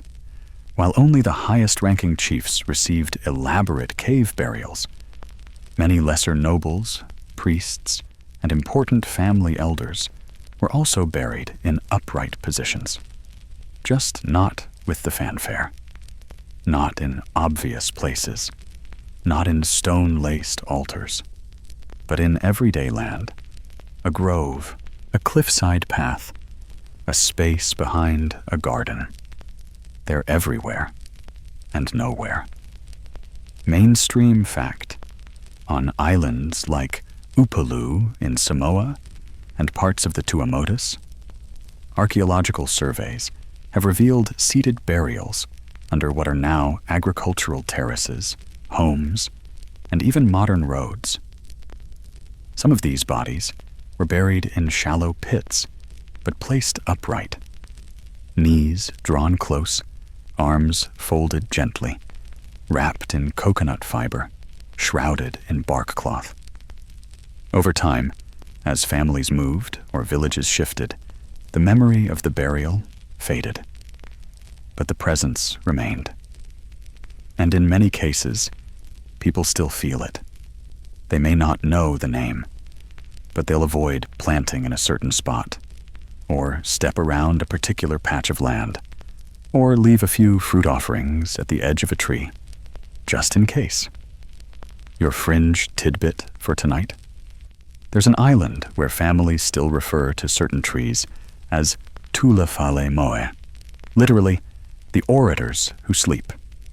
Not because the trees are people, but because underneath them, somewhere in the root-shadowed silence, elders once were seated and buried. Not just any elders, speakers, advisors, men and women who shaped the village with their words.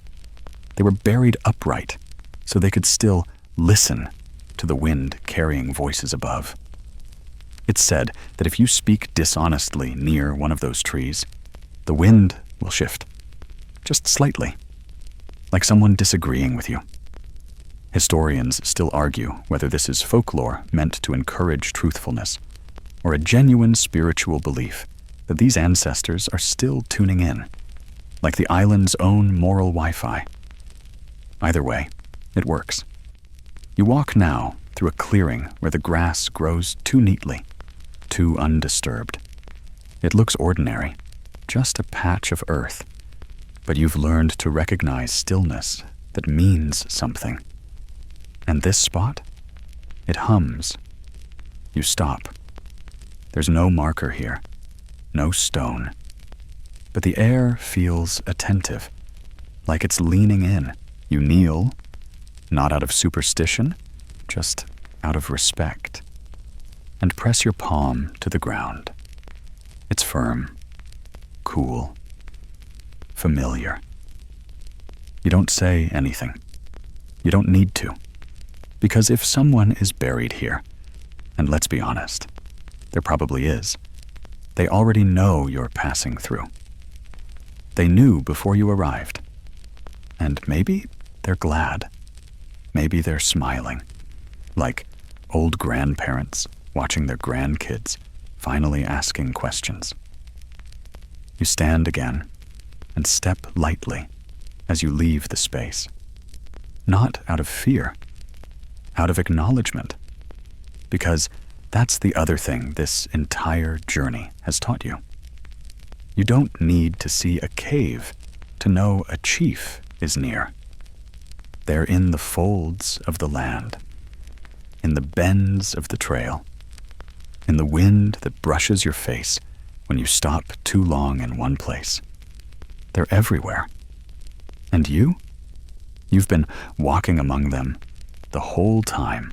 The trail winds again, dipping slightly. And suddenly, you're in a pocket of trees so thick and tangled that even moonlight has to squint to find its way in.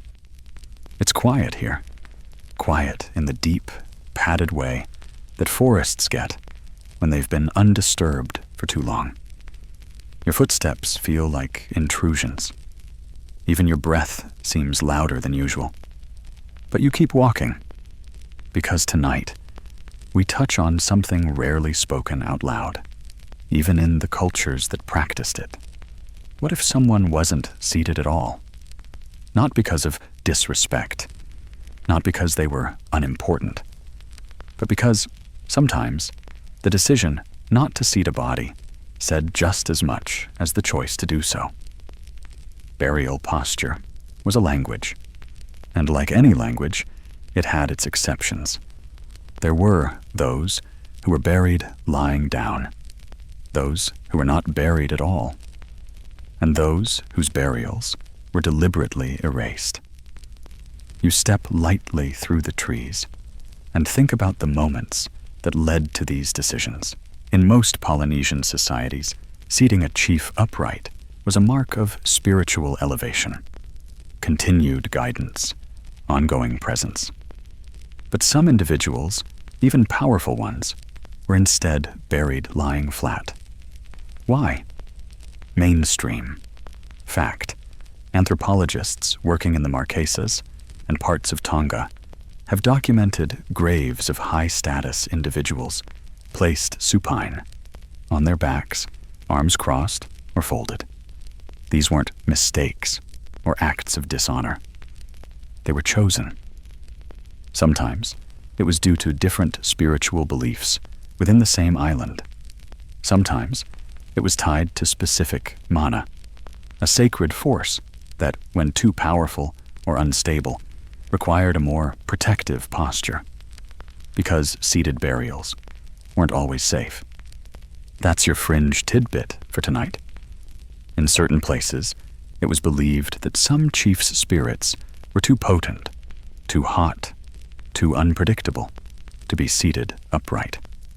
If they remained awake after death, their energy might unbalance the village, cause storms, sickness, or madness.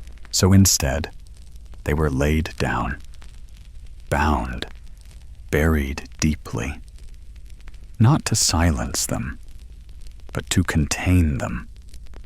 One chant from a long-forgotten island even refers to this directly. He lies to cool, the wind chief, wrapped in silence, tied in sleep. Historians still argue whether these variations were widespread or isolated. Were they cultural anomalies or reminders that power, even in death, had to be handled? You push through a tangle of low branches and step into a clearing, wide, circular, clearly touched by human hands at some point. But there are no stones, no walls, no trees planted in a pattern, just grass, and an emptiness that feels deliberate. This could be what's known as a burial null, a space where a chief was meant to be seated, but wasn't. Maybe the ceremony was interrupted. Maybe the family lost the body in a storm. Maybe the village fractured, and the burial never happened at all. These places aren't mourned. They're respected, because they represent unresolved presence. There's another rare category: chiefs who refused to be buried. In some legends, you'll find stories of individuals so connected to the sea, or to a particular animal, or to the sky, that they asked to be returned to those elements instead of sealed in stone. There's the tale of Lomahiva, a coastal chief who, upon his death, asked to be wrapped in banana leaves and floated out to sea. His followers obeyed, and the story says the canoe drifted for 7 days before turning into a reef.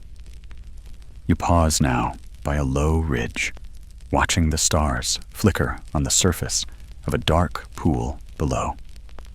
A single ripple moves across it, maybe wind, maybe fish, maybe something older.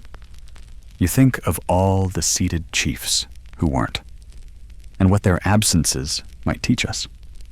Because sometimes not sitting means choosing rest, choosing peace, choosing not to guide anymore. And sometimes it means choosing freedom. The upright posture is a gift, but not everyone needs to give it.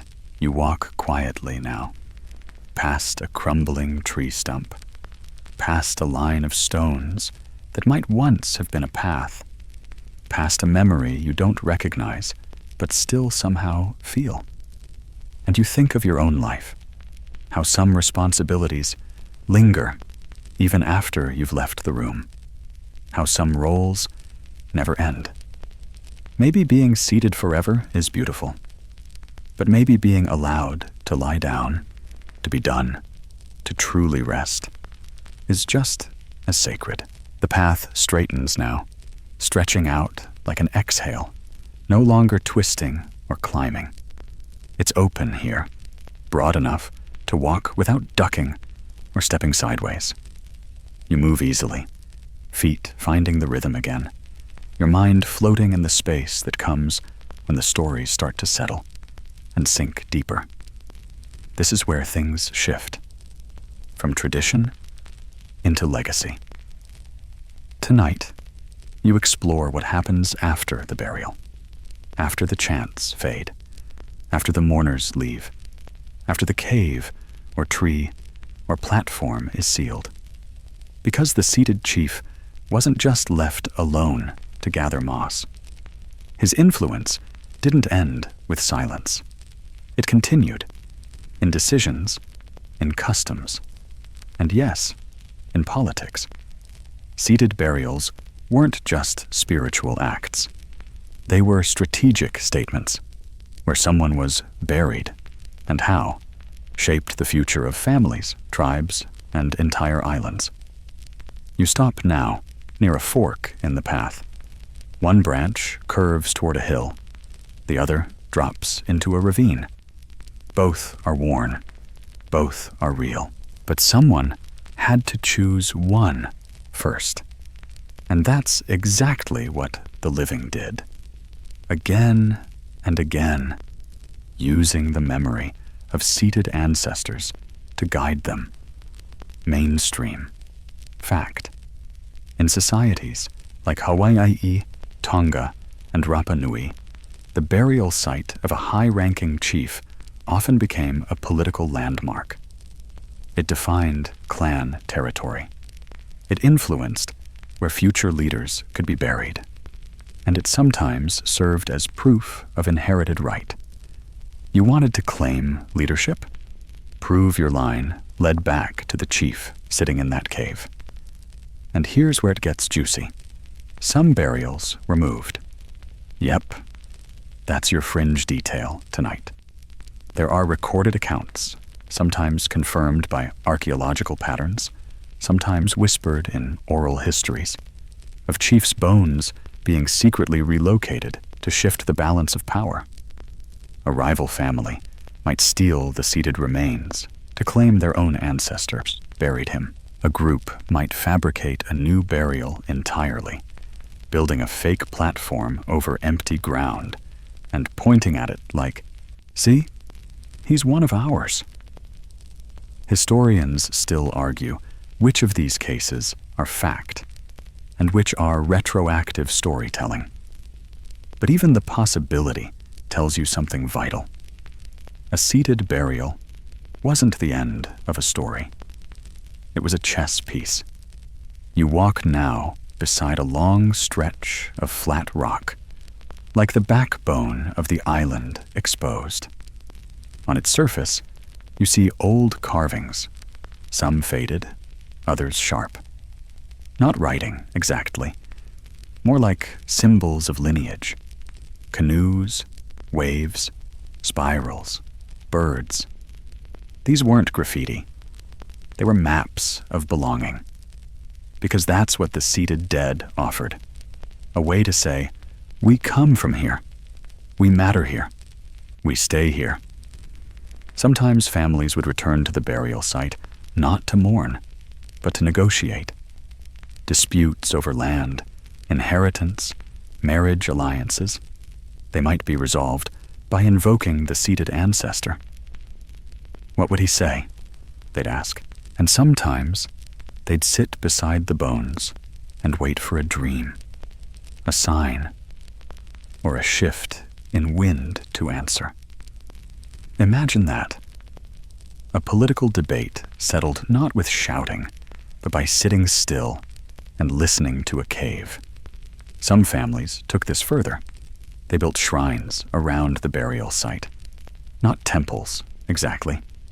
More like protective layers. Stones, offerings, sacred plants. They kept the space alive, active, relevant. In a few rare cases, the burial site became a training ground. Young leaders were brought there to learn chants, genealogies, and codes of conduct. Seated beneath the watchful bones of their ancestor, they were told, "You are being seen." Not in fear, in expectation. And here's the most beautiful part of it all. Sometimes, years later, a new chief would ask to be buried beside that same seated ancestor. Not above, not below, but next to them, in mirror posture, as if continuing the conversation that death had merely paused. Imagine walking into a cave and seeing not one, but two seated figures, side by side, both facing the same horizon, both waiting to guide. You stop walking now, not because you've reached an end, but because this is a moment to let the idea breathe. Burial wasn't the finish line. It was a conversation starter. And every cave, every tree, every quiet grove you've passed tonight may still be whispering decisions into the ears of those who stop to listen. So you sit, just for a moment, and you think of your own life, the places you return to when you need clarity, the voices that echo in your choices, the hands you feel on your shoulder when you're not sure what comes next. We all have our seated ancestors. Some just happen to be in caves. You rise from the flat stone slowly, stretching your arms as if shaking off centuries of decisions that never quite stopped echoing.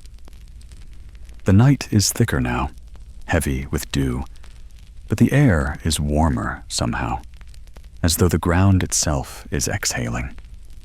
Every tree branch feels like it's grown a little closer, every rock shaped a little more intentionally.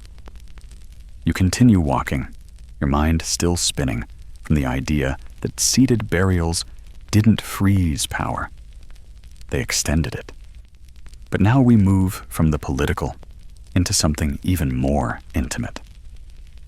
Let's talk about how the living maintained a relationship with the seated dead, not just through ceremony, but through everyday life. Because the chief in the cave wasn't just watching like a celestial security camera.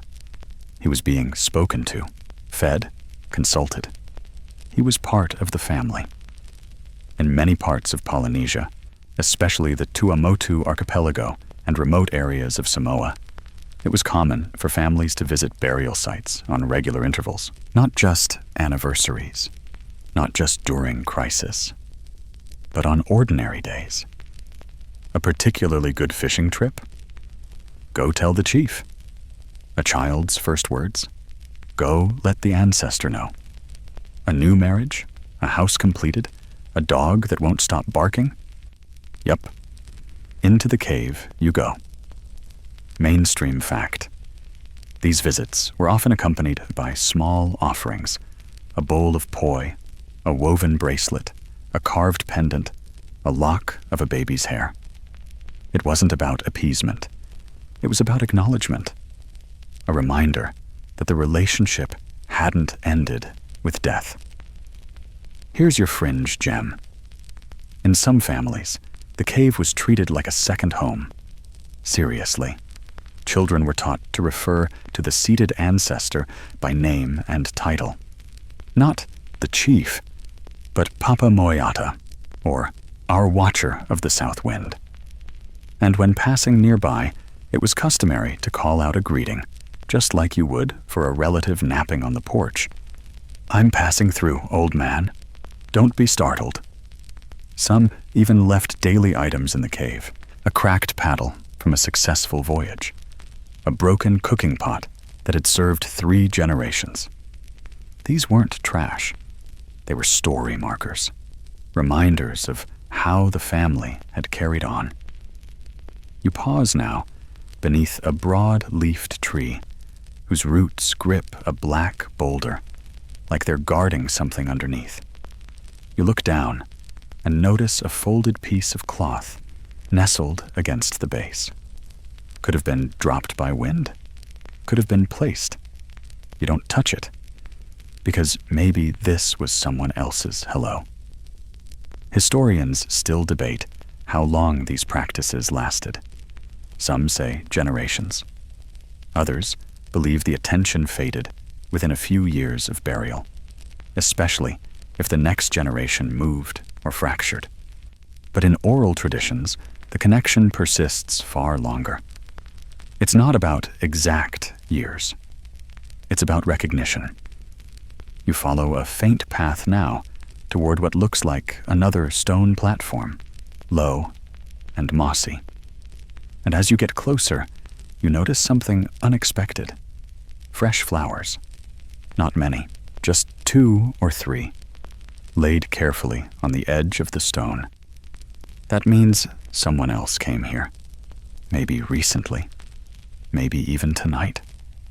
The ancestors, it seems, aren't just remembered during national holidays and reenactment festivals. They're woven into the ongoing rhythm of real life. You step back and sit on a stone opposite the flowers, facing the same direction as the seated chief who once occupied the platform. You try to imagine what that would feel like, having people come not to bog or wail or plead for miracles, but just to keep you updated. Imagine sitting forever, and your great-grandchild visits to tell you how she aced her canoe race. Or your nephew leaves behind a piece of the sail he built with your old tools. And the best part? No one expects you to reply. They just want you to hear. In a world obsessed with instant messaging and non-stop feedback, there's something incredibly calming about a relationship that asks nothing of you, except you're listening. You rise again, feeling lighter this time. Not because the stories are growing simpler. If anything, they're deepening, but because you're starting to see the pattern. The seated burials were never static. They weren't memorials. They were conversations, sometimes loud, sometimes quiet, sometimes carried in a shell, pressed into the earth, sometimes in footsteps retraced in the dark. And here, beneath this ever-watching sky, you realize this isn't a story about the dead. It's a story about how the living choose to stay connected, even when the path disappears, even when the bones are dust, even when the name is forgotten, but the seat remains. You keep walking, and now, when the wind brushes your ear, like someone whispering nearby, you don't flinch. You whisper back. You step quietly now, through a grove of palms swaying in a rhythm that feels too synchronized to be random. Even the fronds seem to move with purpose, as if they're nodding in time with some deep, ancestral lullaby. The night is warm, your breath steady, and your mind drifts to one final, very human question. What did it feel like to be the one preparing the body? Because while we've wandered caves and platforms and seated bones, we haven't yet talked about the people who did the actual work.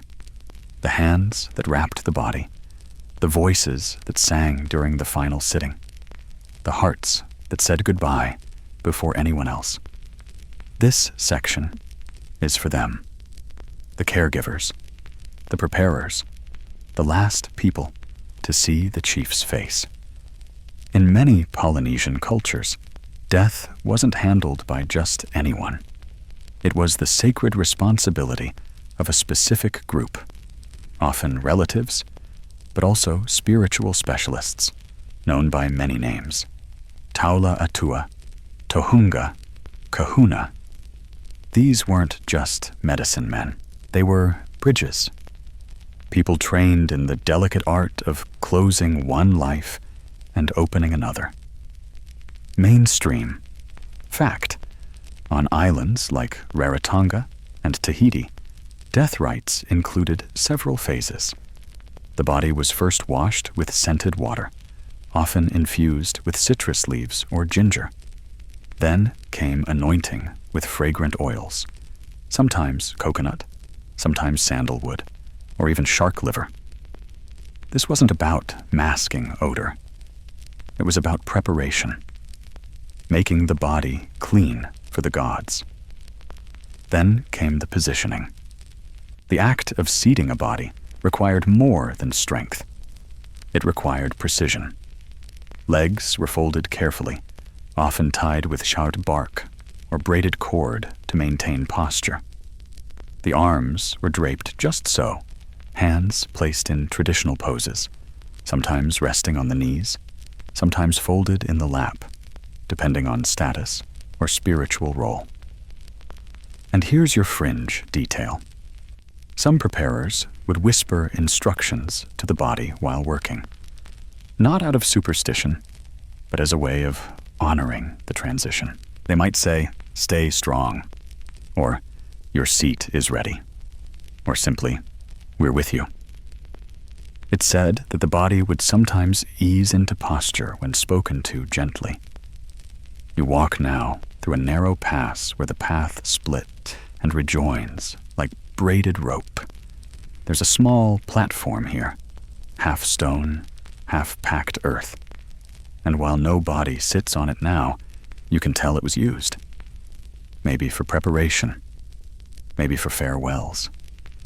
Imagine standing here, hands slick with oil, surrounded by family members holding back tears and chants. The chief's face still soft, maybe even smiling.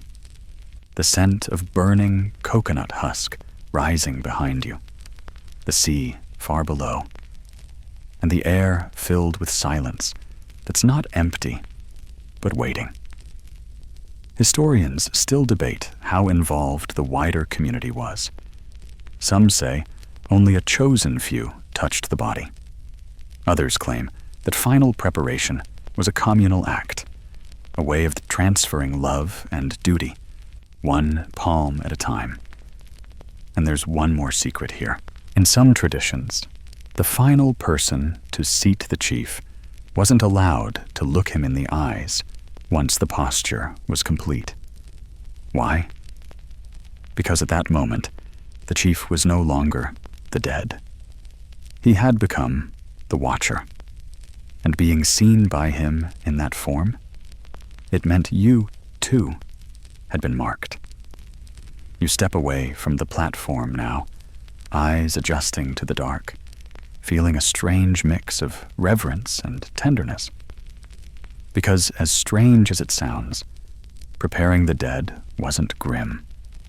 It was love, steady, intentional, sacred. You think of the time it would have taken to wrap the body in tapa cloth, layer by layer, like writing a letter without words. You imagine the final knot tied behind the neck, the last chant whispered as the mouth was closed. You imagine someone brushing the hair from the forehead one last time, murmuring, "You did well," and then stepping back, letting go, trusting that the seat would hold, that the cave would remember, that the living would come. You walk on now, heart a little fuller, knowing that behind every burial, every platform, every legend, we owe it to the hands that made those stories possible, the ones that worked quietly in the shadow of firelight, while the rest of the world waited, the ones who knew this wasn't the end. It was the arrangement of eternity. You walk with more awareness now, not just of your surroundings, but of the labor behind the land, the quiet, careful work of people who shaped these stories, not with grand speeches, but with oil-soaked hands and quiet voices. Every step you take feels like a soft thank you, pressed into the ground. Ahead, the path rises once more, but gently, like a thought lifting to the surface. Tonight, you enter one of the most delicate parts of this journey. What did it mean for the living to question these burials? Because for all their mystery, beauty, and reverence, seated burials weren't always universally accepted. Sometimes, even within the same island, people asked, "Why do we keep the dead so close? Why must they sit forever? Are they truly watching? Or are we just afraid to let go?" You're not the first to wonder. Mainstream historical fact. With the arrival of Christianity, colonial administrators, and new global philosophies, in the 18th and 19th centuries, Polynesian burial traditions came under intense scrutiny. Missionaries often viewed seated burials, and especially ancestor worship, as pagan, unclean, or even dangerous. In many regions, these practices were outlawed. Caves were sealed, bones removed, and entire generations were taught to forget. And many did, but some didn't. You reach the crest of the hill and spot, tucked beneath a rocky overhang, a crumbling wall of stacked stones, partially collapsed, half swallowed by fern and time. It's not dramatic, not sacred looking, but it's a boundary, a barrier, something meant to keep people out, or maybe keep something in. You step closer. There's a gap near the bottom, just wide enough to peer through. And on the other side, stillness. The kind of stillness that makes your skin hum. You don't go in. You don't have to. Because this is the kind of place where questioning meets reverence, where the new world and the old one touch fingers, unsure of whether to shake hands or pull away. When missionaries came, they often asked, "Why are you afraid to bury your dead properly?"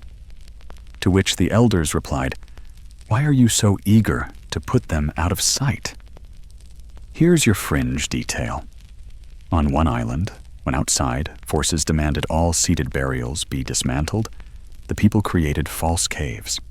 They sealed empty grottos with carved stones, filled them with decoy bundles of tapa and coconut husks, and led the newcomers away from the real resting places. It was an act of resistance, not with violence, but with cleverness. A way of saying, you can remove the symbol, but not the truth. Historians still argue whether those stories are true or folklore crafted in hindsight. But the idea persists. Even when the world demanded change, the relationship with the seated dead wasn't so easily severed. You walk now along a stretch of earth so flat, so strangely undisturbed, that it feels like a breath being held. And in that silence, you imagine a young man, say 1890, standing at the mouth of a cave, holding a Bible in one hand and his grandfather's bone pendant in the other, torn between two worlds. Does he close the cave? Or does he return after dark, place a flower at the stone, and whisper, "Forgive me for pretending you're not here"? Because that happened too.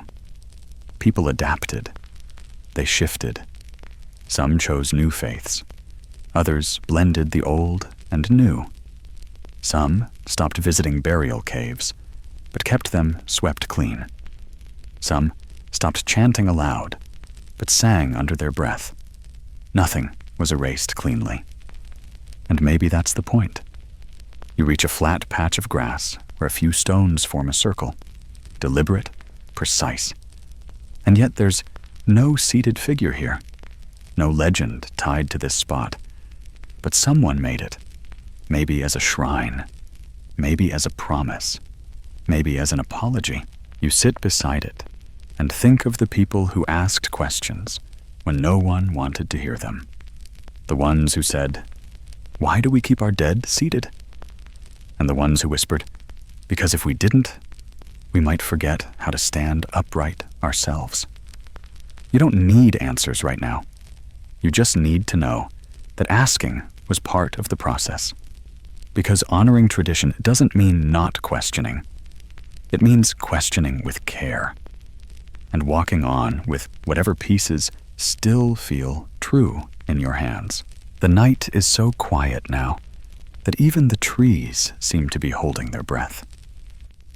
You pause beneath a canopy of leaves that shimmer faintly in the moonlight, their edges silvered like pages of a well-worn book.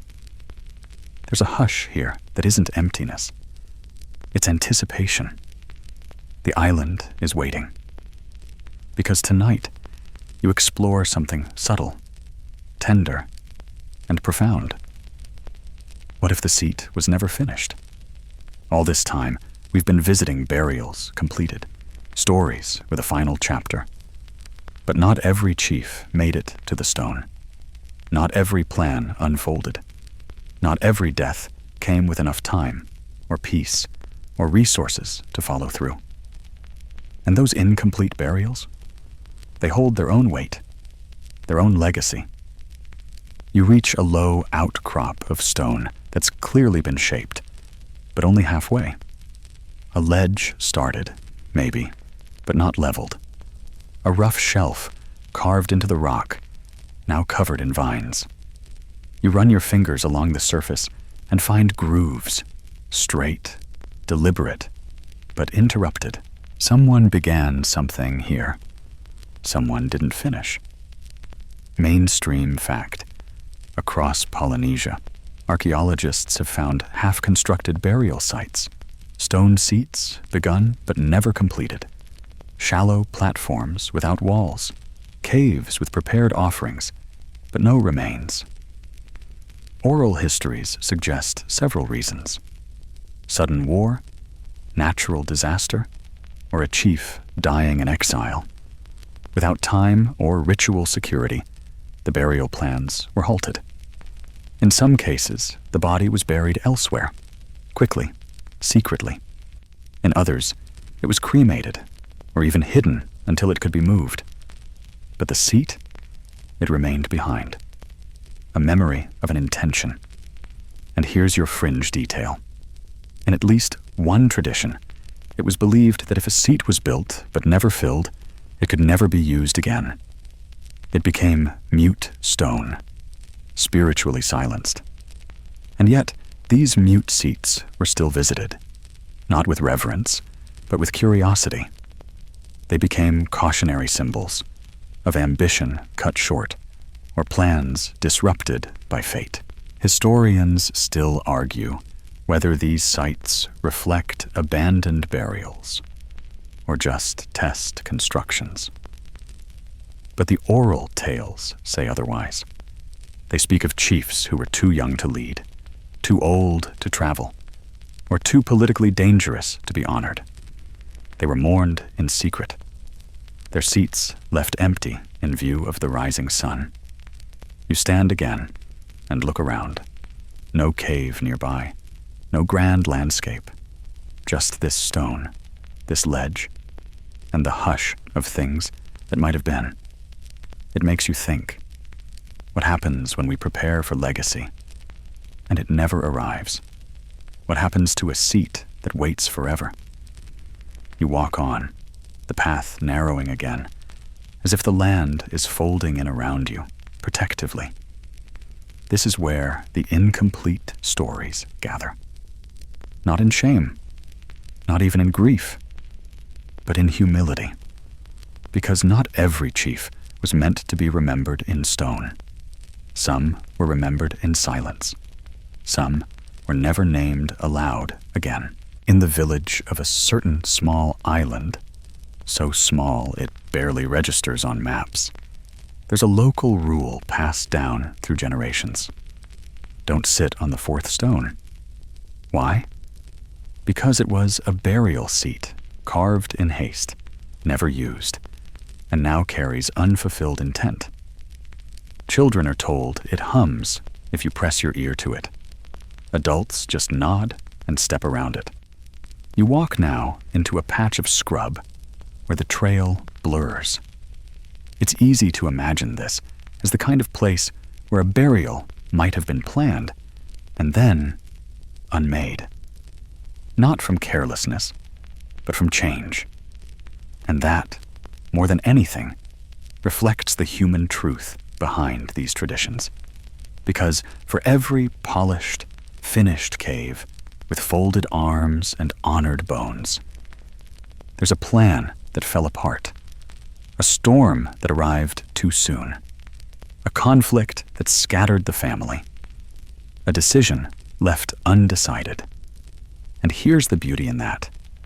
The seat still matters. Even empty, it holds hope. The hope that someone will remember the intention.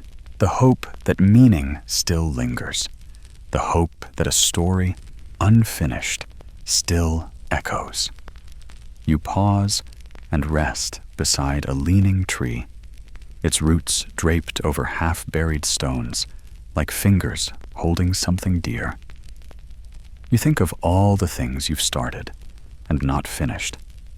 The letters unsent, the gifts unwrapped, the words you meant to say, but never did.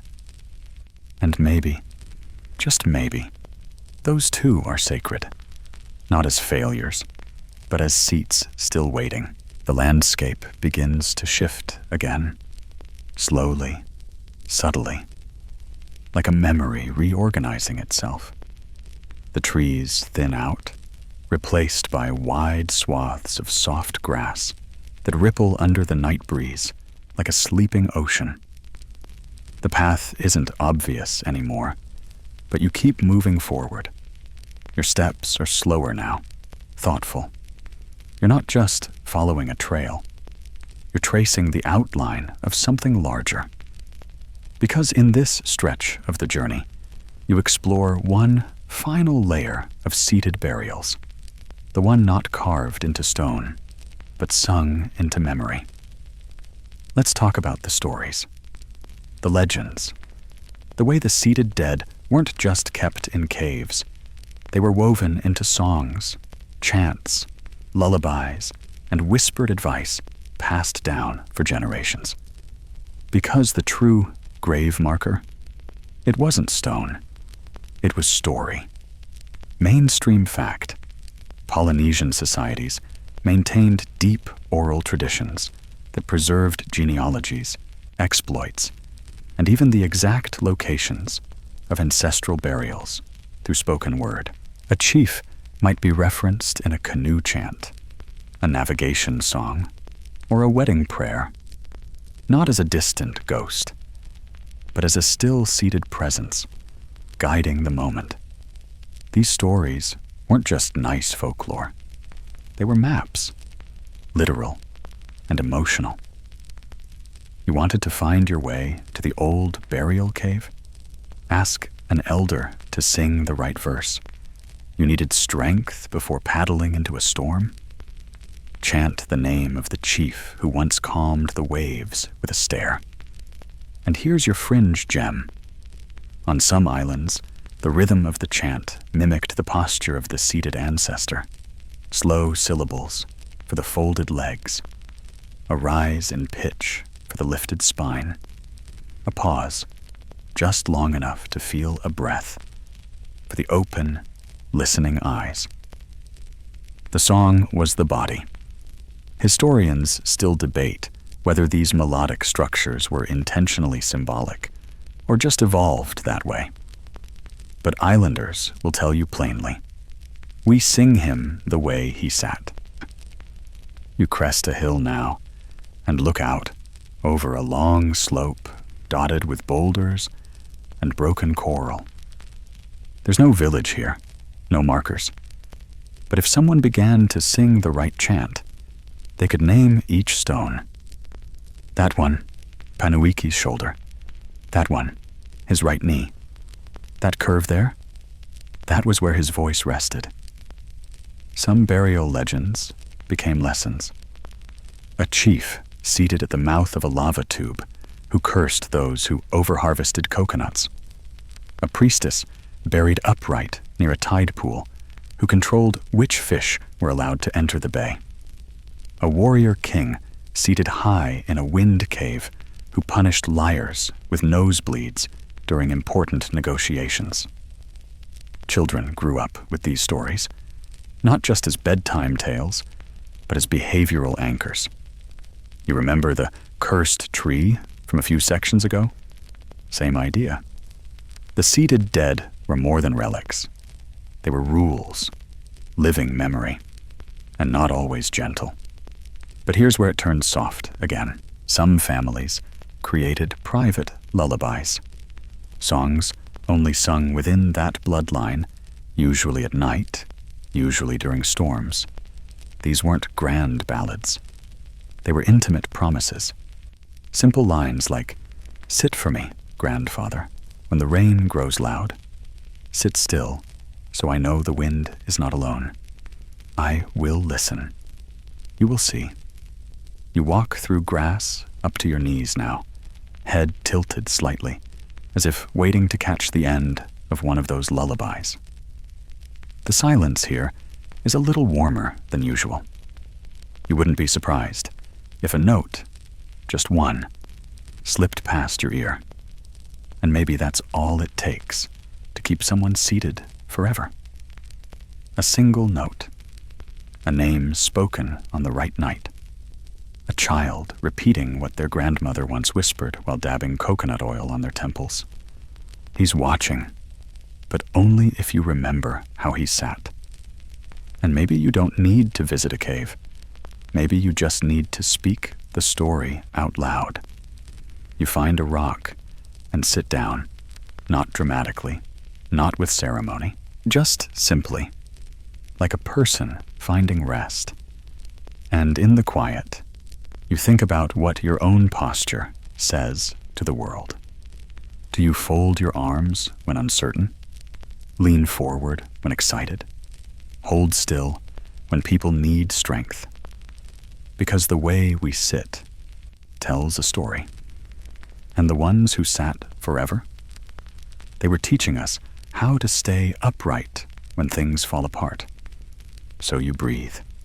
Let the story finish its song in your chest. And get ready, because the final cave is close, and the wind tonight feels full of names. The final stretch is quiet in a different way. Not empty, not hollow, but fulfilled. As if every stone, every leaf, every breath of wind knows the journey is nearing its close.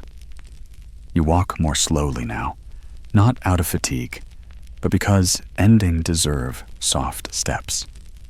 And there, just ahead, tucked into the base of a jagged cliff, half shielded by overgrowth and mist, you see it. The final cave. No signs, no lights, no guided tour. Just a wide mouth in the rock. Cool air breathing out in gentle puffs, like the earth itself is exhaling. You pause at the threshold. The silence here is deeper, not heavy, not frightening, more like a hush before a revelation. You step inside. The floor is uneven, damp in places. The walls are streaked with minerals that shimmer faintly under the faintest moonlight that reaches in. You follow the subtle incline, deeper, until the space opens into a hollow. Low ceiling, wide base, and then, there he is, the seated chief, wrapped in what's left of tapa cloth, frayed and delicate. The body long reduced to bone, but still holding posture. Legs bent, arms folded across the lap, spine perfectly upright. The skull tilted ever so slightly downward, just enough that it feels like he's watching you. You don't speak. You don't need to. You feel it all. The hundreds of hands that brought him here. The songs sung while his bones were wrapped. The generations that returned again and again just to be near this posture. Mainstream fact. This particular cave, in oral histories passed down from a small atoll in central Polynesia, is said to hold one of the last known intact, upright burials, untouched by missionaries or tourism. While its exact location is no longer openly shared, families still pass the coordinates down as part of initiation rites. Here's your final fringe fact. Those who are brought to this cave for the first time are asked to sit and match the chief's posture, not out of imitation, but alignment. To feel what it means to carry weight with dignity, to hold space with stillness, to be a presence, not just a person. Historians still argue whether this burial is authentic, whether the stories that surround it are accurate, or whether it's a more recent creation meant to symbolize a fading tradition. But in this moment, standing here, those debates feel impossibly small, because you feel it in your bones. This isn't a tomb. It's a continuation. You sit beside him now, legs folded, arms resting, breath slowing. And for a moment, everything aligns. The silence, the posture, the years. You're not imagining a chief. You're sharing a seat with one. You remember everything you've heard tonight. The anointing oils and shark-tooth blades. The chants shaped like wind. The stones carried uphill. The lullabies whispered during storms. The silence that settles after the last flower is placed. And you realize this isn't a story about death. It's a story about holding on, not clinging in fear, holding in trust. The living trusted the dead to still guide.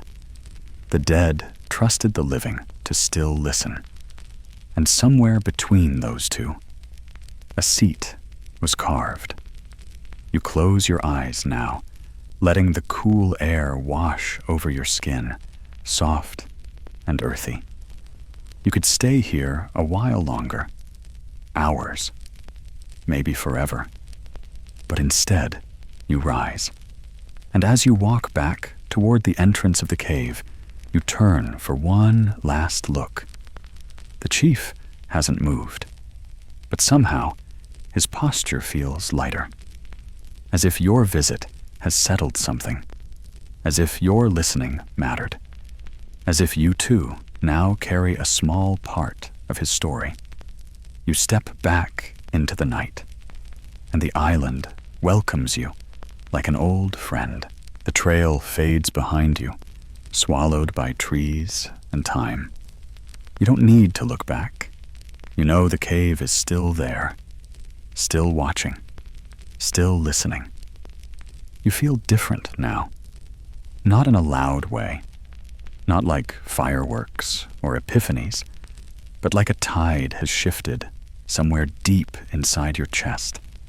The kind of shift that happens when something ancient brushes against something tender. The moon hangs low now, soft and round. The trees sway just enough to mimic breath. And the world, this quiet, story-drenched world, feels like it's tucking you in. You find a patch of grass and sit. No posture to mimic, no ritual to follow, just your own body, your own heartbeat, your own slow rhythm returning. Let your shoulders drop. Let your spine soften. Let the weight of the journey melt into the ground. The seated chief is still there, in the cave, in the chant, in the rhythm of your own calm breath. And when the night grows especially quiet, maybe you'll feel him, not as a presence looming behind you, but as a gentle nudge forward. He's not watching. He's waiting. Waiting for the next person who listens, for the next story to unfold, for the next moment of stillness to arrive. And until then, you rest, you breathe, you dream, you sit. End of story. Sweet dreams.